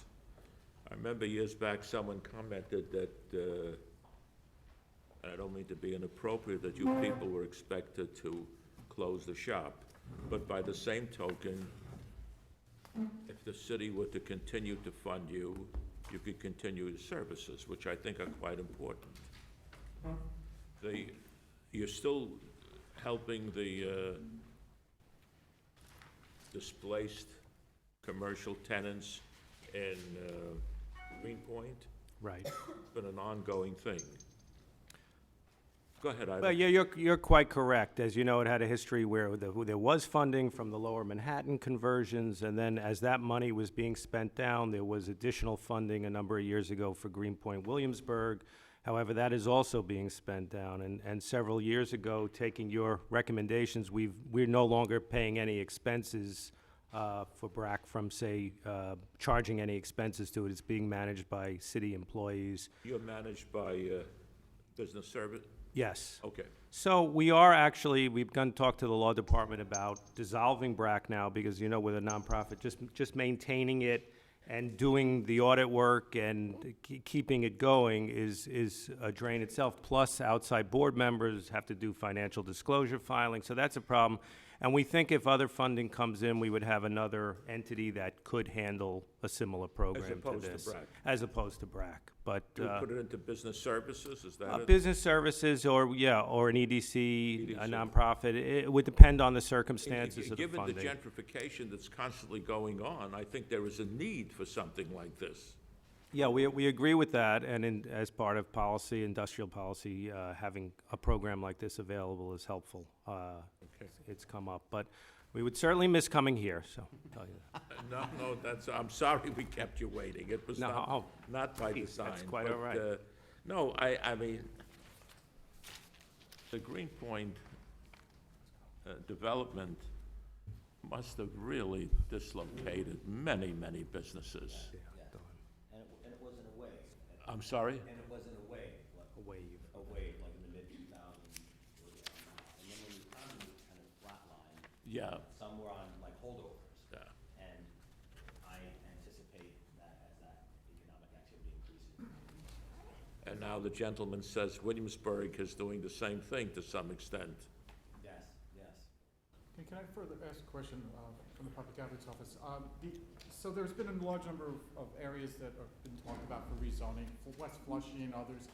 Has there been any talk about the impact that that'll occur to the businesses similar to the dislocation of businesses in Williamsburg, Greenpoint, and whether or not BRAC could be used as a vehicle to assist with these new rezoning efforts? Yes, there has been discussion, and typically when there's potential rezoning for areas, there are. And also over the years, there's other mechanisms to assist. For instance, there's a industrial and business zone tax credit. So instead of going through kind of a programmatic process of cancel checks and invoices and review and having staff, there's a relocation credit that actually exists now. Plus, if there is a cluster, say there's one area and it's determined there's going to be X amount of businesses that would be resulting in mass displacement, also having the option, the credit, there could be opportunity to have a BRAC-like program, maybe simplified and streamlined, as Andy said. Yeah. And done through SBS, so there's not. You gotta have it.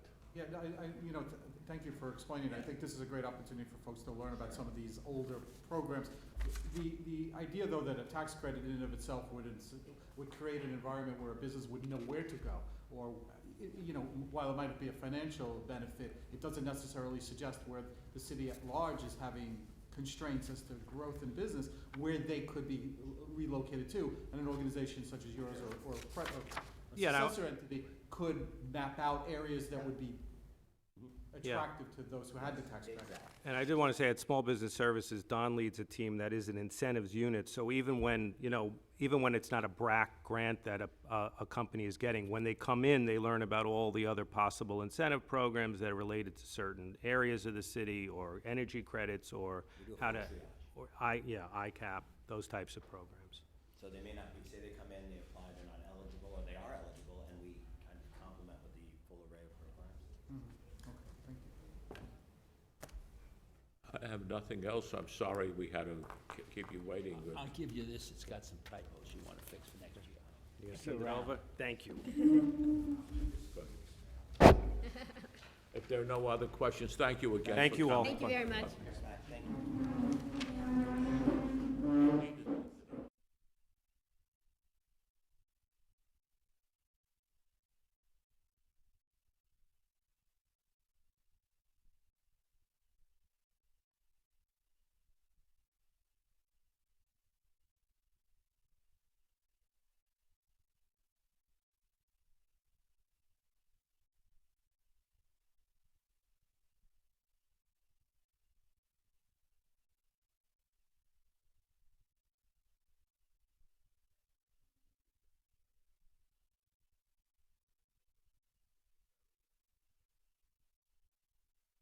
Okay, all right, I'm sorry. Did not go to work at 6 a.m., but I'm going on the ferry. And as I say every year, next year we'll do this November way. We're all yours. I'm sorry, we've been apologizing to the people. We had a very long presentation at the beginning. They came from out of town, so why don't you introduce yourselves and go ahead? Absolutely. I'm Leslie Koch, the president of the Trust for Governors Island, and I'm here with John Myers, who is the chief operating officer. And Warren Rupel. Oh, Warren, I'm so sorry, Warren. You never saw him before. Right. Warren, who is responsible, we're very proud to report, for our very nice audit. So I will update you since we were here last year. We're very pleased that the sun is shining because we like to say that the weather's always beautiful on Governor's Island. The rain tonight. Always a cynic. But this has been the year that we're reporting on was a very busy year and a case where our financials really report the extraordinary amount of activity that was particularly happening on our capital program. As you may recall from our presentation here last year, the City of New York made a substantial investment in upgrading the infrastructure and public space of Governor's Island. And so that is actually reflected in our financials, but if you, in more tangible ways, we now have potable water on Governor's Island. We drilled a pipe to Brooklyn. We have beautiful water fountains. We have 30 acres of spectacular new park that the City of New York citizens have been enjoying. We have upgraded electric and telecom that we are finishing, and a brand new seawall, 2.2 miles of seawall has been repaired and replaced. As well as stabilization work and upgrades to both our docks in Manhattan, which serve the island, as well as on the island. So this is a case where when we look at numbers like work in progress on our financial statements, those, in some way, those large numbers accurately reflect the degree of work, but not the number of bodies involved and the enormous effort to really bring the island into the 21st century. So it's been a busy year. That's my introduction. So I guess you're looking forward to the spring and summer when your tourism really peaks, I guess? Or- We are looking forward to that, but I will only make a modest correction, which is that actually about 80% of our visitors live in the 5 boroughs. So there are New Yorkers who come and enjoy the island. So we do welcome tourists, but most of our visitors are New Yorkers, and we're very excited to have them. And we open to the public on Memorial Day weekend.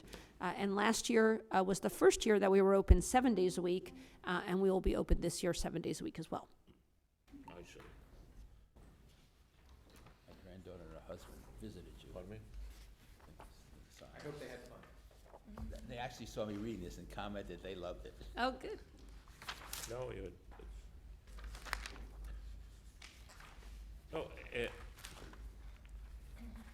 just quickly to the management letter, and then we'll come back to the statements. You made a comment about the ticket sales? Yes, there was, they began charging fares for the ferry. Yeah. and- At one time, there was no fare. Correct. So we made a recommendation in terms of trying to put some controls over making sure all the fares are captured, because it's basically outsourced to another company that runs. What is the fare for the ferry now? It's $2. $2 Hatton. Round trip. for A round adults. trip. Oh, adults only. Is there discounts for seniors, disabled? There are discounts for seniors, kids under 12 or people under 12 are not charged.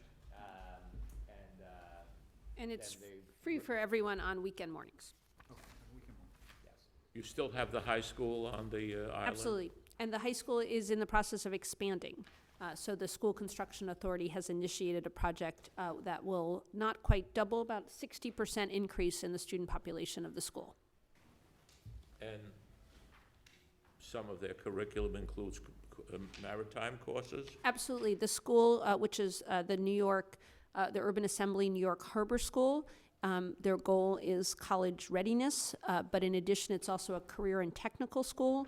So there are 6 CTE programs that have been approved by the state education department, and those include certifications in scuba diving, as well as marine operations, which is the formal term for being able to captain a vessel. So actually, there are several captains in the New York Harbor who are graduates of the Harbor School, as well as 4 other marine career and technical programs. And just in terms of the tickets, you don't disagree with the auditor's comments, it sounds like, or? I think we certainly don't disagree with the comments that the ticket system needs to be appropriately managed and overseen, and we believe we've taken some recommendations both from the auditor and from others in the industry as to best practices as to how to actually oversee that process. So the students don't live on the island, they'll all have to take the ferry now. Yes. They will pay the $2 or no? No, the ferry fare is for members of the general public who are using the island as a recreational destination. Staff, students, and guests of our tenants are not required to pay the fare. All right. And if you came to visit, we might make an exception for you. Bernie qualifies for the senior citizen. Yeah, he doesn't. That's right. My grandfather. We have Hey, special, Warren, special why VIP can't you fares. give up this constraint? At the bottom of your letter, it says it can't be used by anybody but your audit committee, your finance committee, and excludes us. No, we go over it. I think go ahead. Well, I'm teasing you. because they're technically my client, that's a question that's been asked before. On a regular basis. On a regular basis. We had, I'm on the board of the Health and Hospitals Corporation. It's very quickly, we once used one of the buildings, I think it's a while back, for a conference, and we froze. Probably It was a cold weekend, and the heat wasn't up yet, and that, I'm sure things have been improved tremendously. They have. But the thing that was very impressive, was a very good conference, the thing that was very impressive was some of the paintings in the building. Yep. The Revolutionary War scenes, I mean, they're just beautiful. Yep. And that's the property of the trust, or That's correct. So the building you're referring to is. you got all those paintings thrown in? Yes. We did.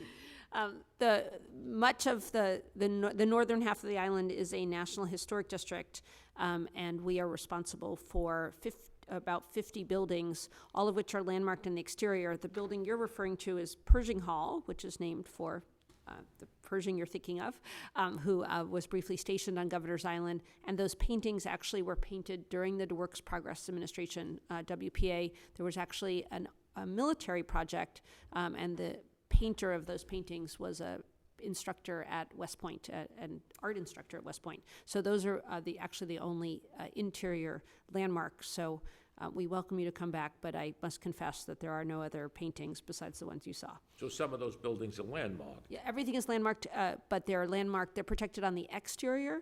So that means that, for example, the school was able to adapt the interior of the building to meet their needs. But in the case of Pershing Hall, those paintings are also protected, so the interior is protected of that particular building. And the maintenance people on the island, are they your employees? Most of the maintenance staff, the direct maintenance staff, are actually contract employees who work under contract to us, but we are responsible for They work under contract? That's correct. They're not direct employees, they're contracted? That's correct. I can only tell you that as somebody who does securities work, and especially in light of the Supreme Court decision yesterday, the day before, to characterize your park as an extraordinary new park, as an expression of opinion, which in a public offering you wouldn't do. We can give you some reviews to substantiate that. I give you, there's some little bits and pieces there, I'll give you this. If there are no other questions, continue your good work. Thank you. But I imagine you'll get busier in the summer or in the spring, won't you? As the yes. weather, you'll be getting people like crazy. We hope so. We're still waiting for you. Yeah. Thank you again.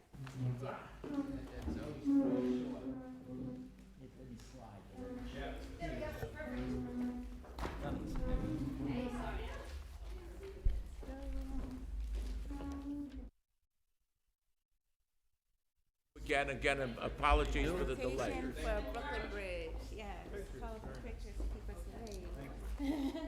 Brooklyn Bridge Park, I don't know, I never go there. Thank you. I don't go to Brooklyn. You need a passport to go there.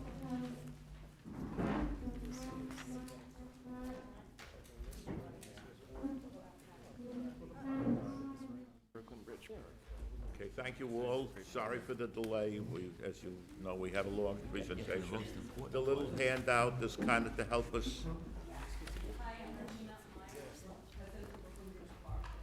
Thank you very much for And having who us. is your staff with you? Yes, my staff to my right, Belinda Cape, Rafa Osman, our new CFO, Jolene Watkins, Director of Finance, and Warren. Warren, we know, yeah. Yes, Warren is Thank you. Warren is an old yes. friend. So today, we just prepared a small handout on where the park is in its development. We've been coming here the past few years and have had the pleasure of showing you how much Okay. the park has grown. And then, of course, in terms of our finances, we'll talk about that as well. So slide 2 shows the overall master plan. It's 1.5 miles on the Brooklyn waterfront. And the location in the harbor is really unsurpassed, with wonderful views of Lower Manhattan, Governor's Island, and the Brooklyn Bridge. Slide 3 shows where we are in the park development, emphasizing the fact that there'll be 2 new sections of the park open this summer. That'll mean that 60% of the park is open by this time. We've been building and opening sections of the park on a phased basis since 2010. The 2 projects that will open this year are Pier 6 and the Dumbo section of the park between the Manhattan Bridge and the Brooklyn Bridge. The next slide shows the projects that are under construction now. Pier 6 on the top left is one of our 5-acre piers. It's our closest pier to the southern part of the harbor. It's really a wonderful section of the park. We're very excited about that. It'll have more lawns and flowers. And then the Dumbo section of the park, there's 3 projects I wanted to just draw your attention to. 99 Plymouth Street is the former DEP water meter testing facility, which we are repurposing for park operations and educational center, which will be funded by our Friends group, and park restrooms for the public. The J Street Connector is a project which is a bridge going from the termination of J Street to the park, funded by the City Council 2 years ago. And then the John Street image shows how interesting our design is at the water shore. So it's very exciting to bring all these projects to fruition. The next slide shows some of the projects we discussed last year at the meeting. The soccer is at Pier 5. On the top right is the boating at Pier 4. And then the bottom 2 slides show Pier 2, which is our large recreation facility. It includes 5 basketball courts, 6 handball courts, and roller skating. It's really been a great facility to open up on last summer. The arts and culture in the park continues as well. This year, we are presenting a beautiful project called Water Tower on the top of our building. I think the biggest issue, though, with arts and culture is our ability to partner. We, this year, will have a partnership with St. Anne's Warehouse, where they will be building a theater in the park and doing a number of community-based programs. We also have ongoing relationships with the Brooklyn Historical Society and the Brooklyn Children's Museum. So I think it's the ability to bring all of these groups together and really serve a very large amount of people at the waterfront. The next slide, though, is how we pay for it. We receive no public money for maintenance and operation. The public-private partnership that we have is financed by the development sites, which were approved in 2005. Since that time, we've moved through the development program And we receive ground rent and taxes from these projects, which sustain our maintenance and operation. And I just want to briefly just go through the status of those. One Brooklyn Bridge Park was the first project that was underway. It opened in 2008. It's a residential project that includes over 460 residential units. Pier 1 is a hotel and residential project. It's a joint venture of Starwood and Toll Brothers. It's a 180-room hotel and 110 apartments. It is under construction now and slated to open in early 2016. Empire Stores is a retail project, office and retail project. It's a renovation of a historic warehouse that had been vacant for nearly 50 years. It is under construction now and also will be open hopefully by the end of this year. It's around 330,000 square feet, and it will house the headquarters of West Elm, the furniture store here, which is now located in Dumbo, but is making a very big commitment to Brooklyn. John Street is a 13-story apartment house at the Brooklyn, just north of the Manhattan Bridge. It's being developed on a site that was formerly owned by Con Edison, which we were able to acquire from the down payment from that site. And that project is also under construction now. If you go to the slides, you'll see renderings of One Brooklyn Bridge Park, Empire Stores, which is the office project in the former warehouse, and on the bottom, Pier House and one hotel. That's the hotel and residential project, and John Street. The last development site is Pier 6. Those are two sites that we RFP'd last summer and are right now in the process of analyzing with the bids were due back in late last summer. So that really, I think what's interesting from your audit perspective, and obviously the experts can talk to this much in greater detail, is represents the revenue that is coming to sustain our park. Also this year, because of the ongoing revenue streams, we were able to make board policy on capital reserves and waterfront reserves for this funds. Really, the idea here is that we will be sustainable for the future and not dependent on city expense dollars. So with that, I'll turn it over to the audit team. Questions? Very good. I'll ask a few general questions if you don't Go ahead, mind. speak up. The first one is somewhat dear to my heart, and that is the bridge from Brooklyn Heights. What's the story there? We opened the bridge a year and a half ago, and it is a wooden bridge designed by world-renowned bridge designer Ted Zolli of HNTB. We did find late last summer that it was moving a little too much. It's a wooden suspension bridge. It's really meant to be sort of evoke this park-like feel over Furman Street. And because of concerns about this moving, we brought on ARUP this fall and remodeled all of the bridge and its tensioning. And actually, just last month, we brought to our board a request to retension the bridge, which is now underway. And so we hope to reopen the bridge by June. I think we've done a lot of due diligence in terms of bringing on the right engineers. We have both engineering teams working together to make sure that we're in a situation where we're in apples and apples. Our goal is to open the bridge as quickly as possible, and at the same time working with the law department to ensure that if there's any recoup that we can work on that next. But the board decision was to move ahead with reopening the bridge as soon as possible. And the J Street Bridge development is, I imagine, being looked at closely to make sure we don't have similar problems? The J Street Bridge is a lot less innovative. It's a much smaller bridge, and it really simply, I don't have the exact length Michelle, but I can follow up. It's a much smaller span. The bridge there is really only necessary because you can't build a connection because of where the F train connects York Street with the subway over in Manhattan.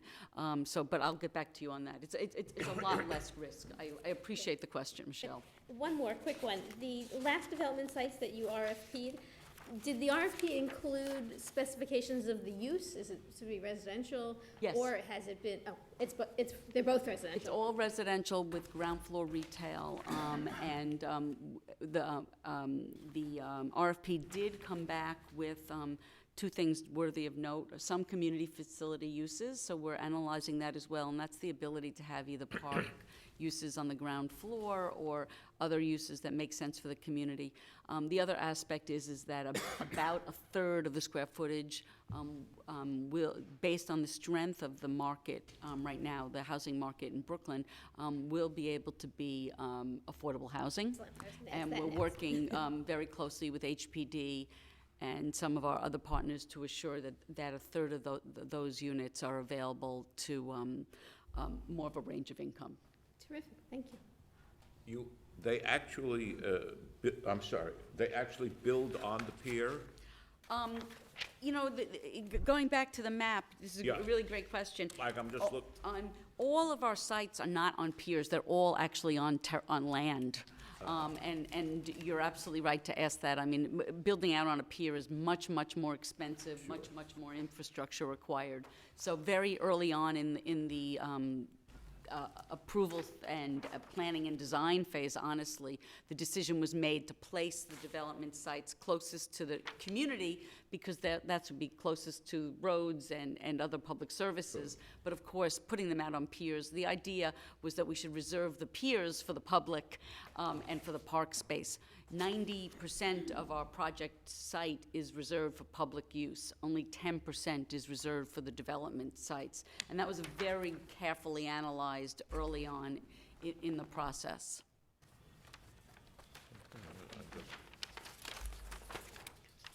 And I'd love to take you on a tour.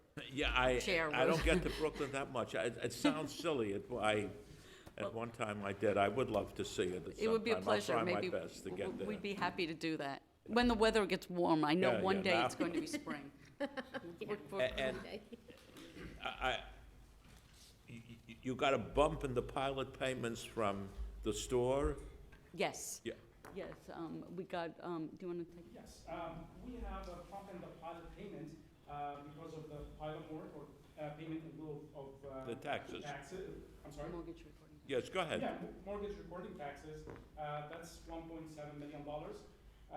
And that, we also have another increase in pilot, and pilot in lieu of sales tax. That's approximately 2.27.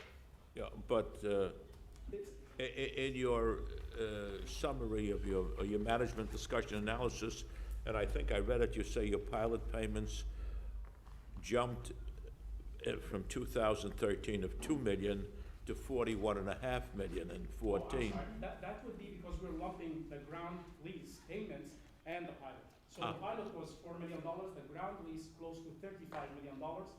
And the ground lease was from? From $9 million from the John Street and $26 million from the Empire Stores. From? Empire Stores. Okay, so they were the big piece of it? Exactly. Okay, right.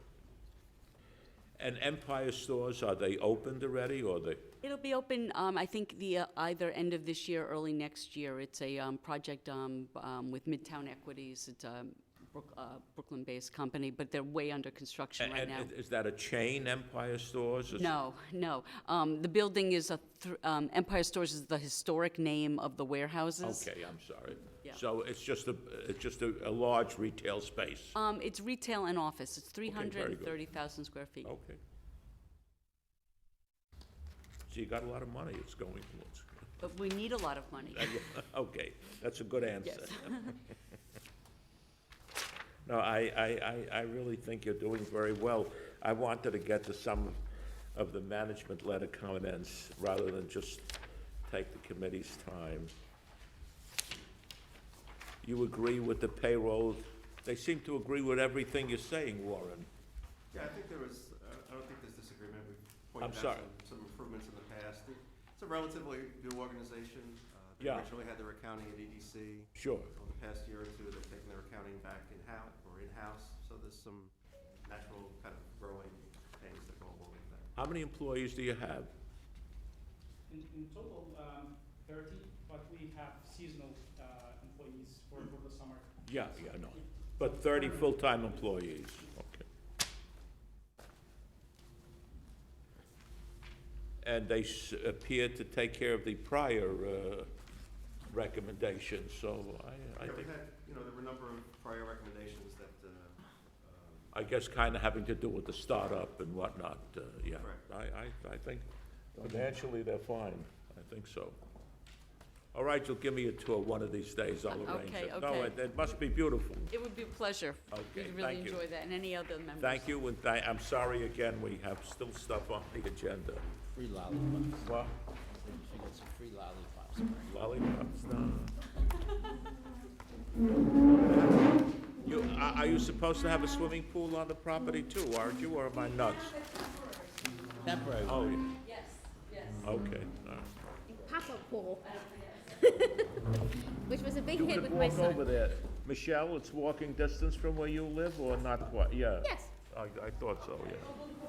I'll follow up with Michelle. Okay, coordinate with her. All right, and now we got the single audit.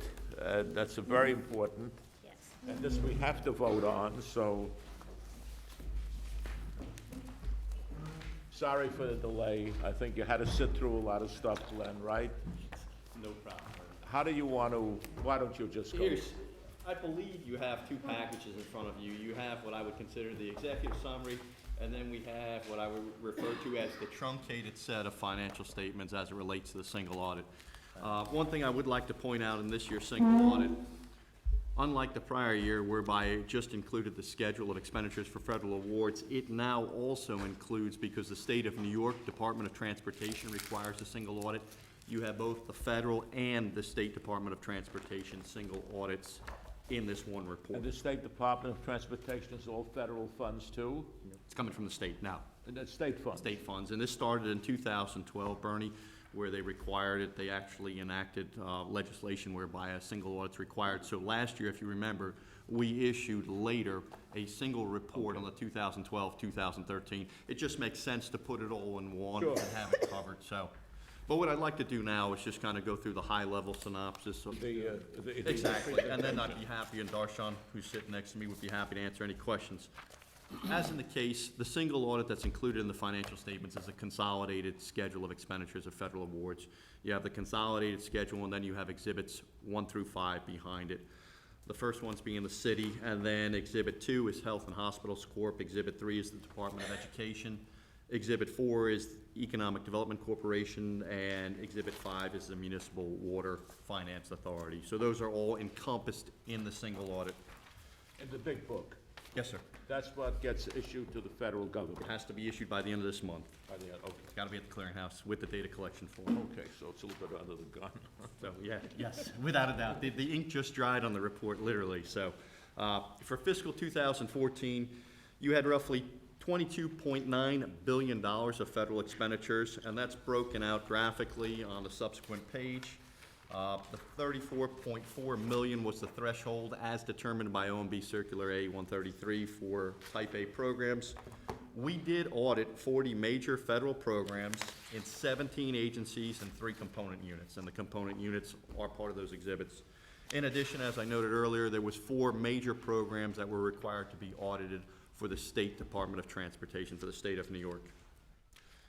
If you flip to page 2, again, this is just a graphical depiction of year over year the expenditures, and again, these are in millions of dollars, not billions of dollars, for the State Department of Transportation. Biggest decrease, if you look year over year, is really due to timing and when the expenditures are occurred. So there's nothing really extraordinary there. Go to page 3. This is your federal expenditures by year, and this is the federal expenditures, and these are in billions of dollars. And if you were to go to page 225 of the financial statements, you would see the total dollar amounts for the expenditures and the non-cash items. Again, the expenditures are roughly $22.6 billion, whereas the non-cash items are around $250 million, and they include your shots and your food stamps and so forth. We skip to page 4. Again, just high level. The requirements that we followed were prescribed by the Office of Management Budget under OMB Circular A-133. There were 35 Type A major programs, and there were 6 Type B programs, and that's all categorical based upon the requirements. Pages 5 through 6 really summarize those 40 major programs by CFDA number, by expenditure, with the total expenditure that we did cover for the total feds. And then on page 7, it's the same scenario, except for it is for the State of New York Department of Transportation. Again, the 4 major programs and how they relate with regards to CFDA and the expenditures. Michelle, the Controller's Office develops the chart of the expenditures? CIFA, yes. Our office does bring the CIFA together. It's mostly from FMS with some agency adjustments to make sure we have everything in it. Actually, of the $22.5 billion, by far the biggest expenditure is the medical assistance. As always. And how do you get that number? How do we get that number? Yeah, you infer it? For the most part, we can see some of the direct city expenditures in FMS, but the Office of Management and Budget is able to show us some of the off-budget costs. There's a large chunk of the medical assistance program that does not run through, the revenue does not run through our coffers. The state actually directly administers it. So these numbers don't come directly from FMS. So they have to infer it. The Office of Management and Budget actually is able to track it.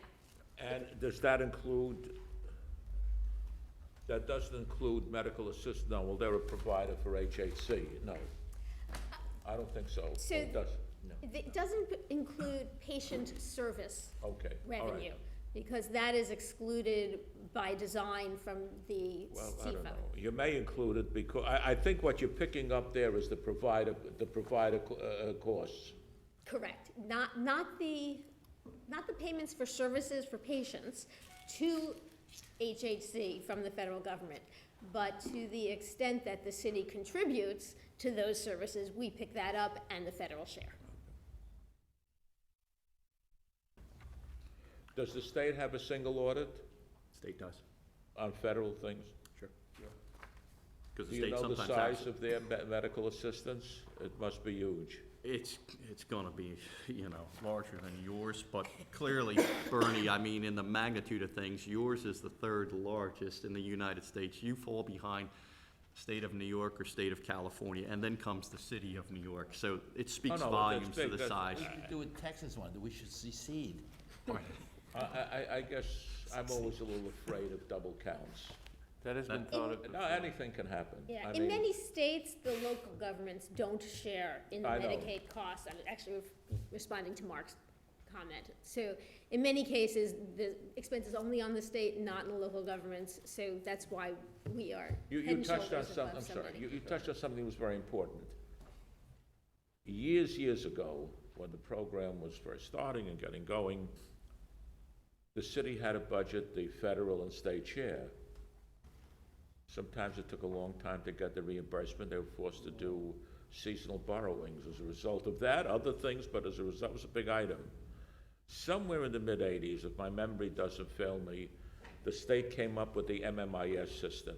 They said they will just bill the city for its share. That was a tremendous plus in terms of the seasonal borrowing. Yes. And I don't know, And the the city is- statistic that I've seen since I'm on the HHC board, in the state of New York, they said the expenditures when Cuomo came in for medical assistance was some $53 billion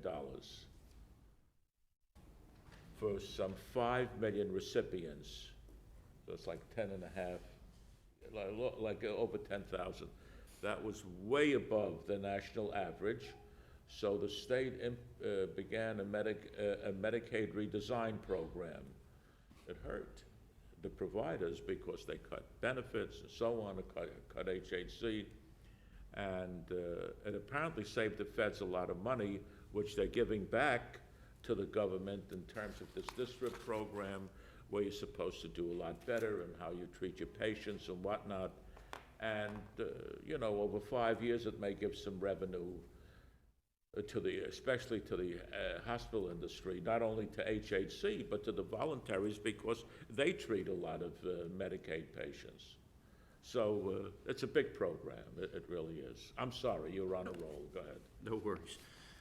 In addition, on page 8, in the financial statements, again, these are truncated financial statements because they were already previously approved in the October Audit Committee meeting. You have 2 additional audit reports. One audit report is on your financial internal controls, which is required under government auditing standards, and the other one is the report on compliance for each major and state program in conjunction with the internal control over compliance for those programs. So those are the 2 additional opinions that are included, consistent with the prior year financial statements. What's worthy of noting is in the independent auditor's report on internal controls over financial statements, we have no material weaknesses, significant deficiencies. We did have other management letter comments that we discussed with you, the committee members. However, in the report on compliance and the report on internal controls regarding the A133 aspect, there are 14 findings, 3 of which are significant deficiencies. So if we flip the page, we then identify those significant deficiencies by the program. Page 9, Bernie. Those are the 3 significant deficiencies by program, and they are also spelled out in the opinion, and they will also be included in the financial statements under findings and question costs. If you flip to page 10, you kind of get a gauge of where you are year by year. Clearly, it's comparative for the last 5 years. 14 as it relates to 13 is very similar. Again, there are no material weaknesses, but there are 3 significant deficiencies. And then for 2014, we did have 3 new findings that weren't occurring in 2013 or prior. So these we wanted to bring to your attention, and clearly the remainder of the findings are recurring findings that are still being worked on, or we are still noticing issues as it relates to the compliance aspect of this particular audit. And in the report that goes to the feds, you will detail those 14? Yeah, they're Bernie, if you go into the back of the report, they're clearly stated back there. I just wanted to. You know, they're in detail. And then also, in the actual data collection form, which synopsizes the major programs, they will have columnar formats in there if we had a finding, and then there's a correlation code that will tell you exactly what finding it was as it relates to the compliance aspect that the program did not meet. Which federal agency did this go with, OMB? No, this goes to. Federal clearinghouse. It's in Indiana. Clearinghouse. There's a clearinghouse. Yeah. The central clearinghouse. It goes with the data collection form, so it's gotta be filed collectively. The data collection form gets electronically remitted, and then this gets sent, or actually it's uploaded by a PDF. So we're gonna, once you approve it, we will start PDFing. My understanding is that it automatically goes to the federal granting agencies that have it. Yeah, The cognizant or the grantors? It's gonna go to the largest, it goes to the. It goes to the clearinghouse, and then it Goes gets out. distributed. to the- Yeah, my understanding is that it goes to all of the federal granting agencies, and they actually have obligations to follow up. As Mr. George Davis knows, he gets all the calls, letters, et cetera. And to Michelle's point, clearly, once it's remitted, the clearinghouse does go through what they call a desk review. And that's where they look at it to make certain that they're in agreement, and clearly, it would be helpful if they told us that up front. But they don't. So they go through their process, and then we get a letter, and George receives a letter as well, whereby they will state that they accepted the report for the single audit as well as the data collection form, and then they obviously have comments or follow-up questions or concerns as it relates to management letter issues that we had previously conveyed to you, clearly one of which is the, electronic grant. Just to ask the members of the committee, I don't know, do you want to call in any of the agencies at a subsequent meeting on the corrective actions, or you don't think it's necessary? It's up to you people, really. School, the feeding Yeah, business in the schools is a traditional issue, and it has to do with characterizing children who accept aid as poor and they don't like it. I mean, a lot of social issues behind these numbers. Actually, New York City has gone to mandated that every family of a public school student submit those forms for that reason. That reason, yeah. And also it was expanded in the middle schools. We were been involved with it, the expansion in the middle schools to free lunch to all students who apply. Yeah. For those schools that weren't, that don't apply, free for everyone, so there isn't that stigma. But it doesn't apply to those schools that are co-located, so it's not Yeah. between everyone. The goal was universal. Come on, I was around at the Board of Ed when we began to fight this fight.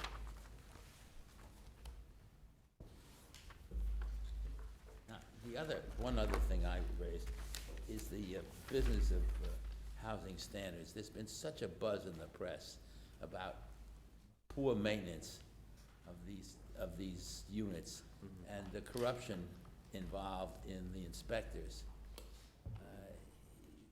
It's on page 265. Doesn't sound like that underlying drumbeat was addressed. Maybe it's not an audit issue. 265? Well, you saw that. How many people were arrested in connection with bribery in those areas? The inspections are riddled with corruption. And this looks like it's just floating on top of that. That's my concern. Well, I think it's been an issue, correct me if I'm wrong, it's been a long time issue, Mark, Yeah. and I mean, it will continue until the problem's rectified, but you have that, obviously, that cost, control relationship, and clearly, it's up to the people who are involved to ensure that the inspectors are doing their job. If they're receiving a certification saying it was inspected, and I'm relying on the inspector and their credentials, you can test them on a haphazard basis or, a selective basis, but at the same time, you're relying on the person's credentials who are certifying to you that, in fact, it was inspected. My only concern is that here we have something which we're going to look at that says this, and any reader of the newspapers knows that this is just nothing compared to the real problem. And I don't know how we deal with that, if we can at all, because somebody can pick it up and say, what's this worth? I was surprised on the Head Start program. It's been around for so long, you wouldn't expect it. But I guess things do happen. It's common. George, Sorry. were there It's any common, it's not just here, it's Yeah. inadequate response from? No, all the agencies were able to respond to the situation. What's notable, obviously, is that substantial. You help the agencies respond to it. They submit the responses to you, correct? You put them together? So the process is that we make sure that the response is timely, and we that you was them being finalized, but the responses are the agency's response. That you didn't have any difficulty getting the responses from the agency? No difficulty, just that what's notable is that there are a number of responses from ACS. Well, the other comment I make about another area in which there's been noise, and that is that the organizations will take care of children. And periodically, there's some unpleasantness about Yeah. some organization doing all the wrong things. And the reference here is we lower the Vendex scores or something like that. It doesn't speak to the need for more draconian sanctions when you're found abusing children. But you have to keep in mind that these findings relate specifically to some very specific compliance requirements in terms of, for example, submitting reports timely. No, I And understand. there are obviously more major issues that come to bear, but the focus in this case is with respect to those reports. Well, it would seem to me, if I were running the show, if I got a report that's late, that's one of the evidence of bad management. And if I could, I'd have somebody in there right away to check out what else is wrong. You ran a business that way. And my concern about both these issues is, this is a piece of paper, we're supposed to maybe interact with it to try to look for some improvement in behavior. And whether we as a committee should recommend that when these things happen, there should be some more draconian sanctions imposed. Bring him in. I don't know, Bernie. I don't know. We brought him in before, and But just bear in mind that this testing, again, is with respect to. Speak up, compliance. George. I was just saying, bear in mind that the testing here is with respect to compliance with the federal guidance. Obviously, there are other issues that play Yes, outside okay, of this. that's a good point. But the focus here is compliance with the federal No, guidance. I in understand terms that, of it would spending. really, all I'm saying is this alerts the committee. Yes. That, oh, shush, All right, I apologize, who the hell? no, no, Well, I guess on that topic, Yes, is- hello, I'm sorry. does that hello. lead any of the city Yes. auditors in their direction as to where they might want to do some of their audit work? Oh, my. With the city controller. I'm talking, well, the controller's office has an audit function. I would think We do. Do we use the Yes. single audit in this example as a way of maybe deciding where some of our resources should be directed? I cannot answer that with certainty, but I am not aware of them doing so. I'm in the middle of it. My understanding is yes, They do. Okay, great, thank you. among I'm other. just calling my office again, giving him the information. But it might be interesting to see I'll how call you much after lunch. this is used as a resource for directing our own resources for identifying problems. It's a good question. leg. I will, the minutes will remind me that I should follow up with the audit bureau on that. I think so. Okay, all right. That may be better than bringing them in, at least some follow-up. At least, yeah. We'll figure out what they do with Okay, this and if all it right. will yield Sure, some audit sure. attention. Okay. I think it's a heck of a lot better than having federal auditors hanging around for a year or two, as they used to got years ago. No. Heck, on some of this stuff, on another organization I'm part of, where you have to deal with the sub-recipient, whatever it is, the failure to monitor brings indictments. Yes. You have a responsibility. Yeah, I bet, it cost us $1.5 million in one of them. Right, now, I do know, if there are no more questions, we do need a vote for this, just like the city audit. Yes. So, the other one was questionable, but we did it anyway, so I'd like a motion to approve the single audit. So move. Motion to accept. Second. All in favor? Aye. Very good job, gentlemen. Good. Bernie, I just want to state for the record that there were some delays in preparing the CIFA this year, and we're going to work closely with OMB to try and make that process smoother going forward. A lot of it has to do with the complexity and the detail related to the FEMA claims for Sandy. Okay, all right, good. Is that it, Madam Secretary? We're gonna have an executive session here for a If minute? you want one, all right, so we'll entertain a motion to, You want a motion to adjourn? oh, no, we'll have one. Entertain a motion to adjourn. Second. Okay. I'm with you. We'll just have a quick executive session, very short. It's been a long one.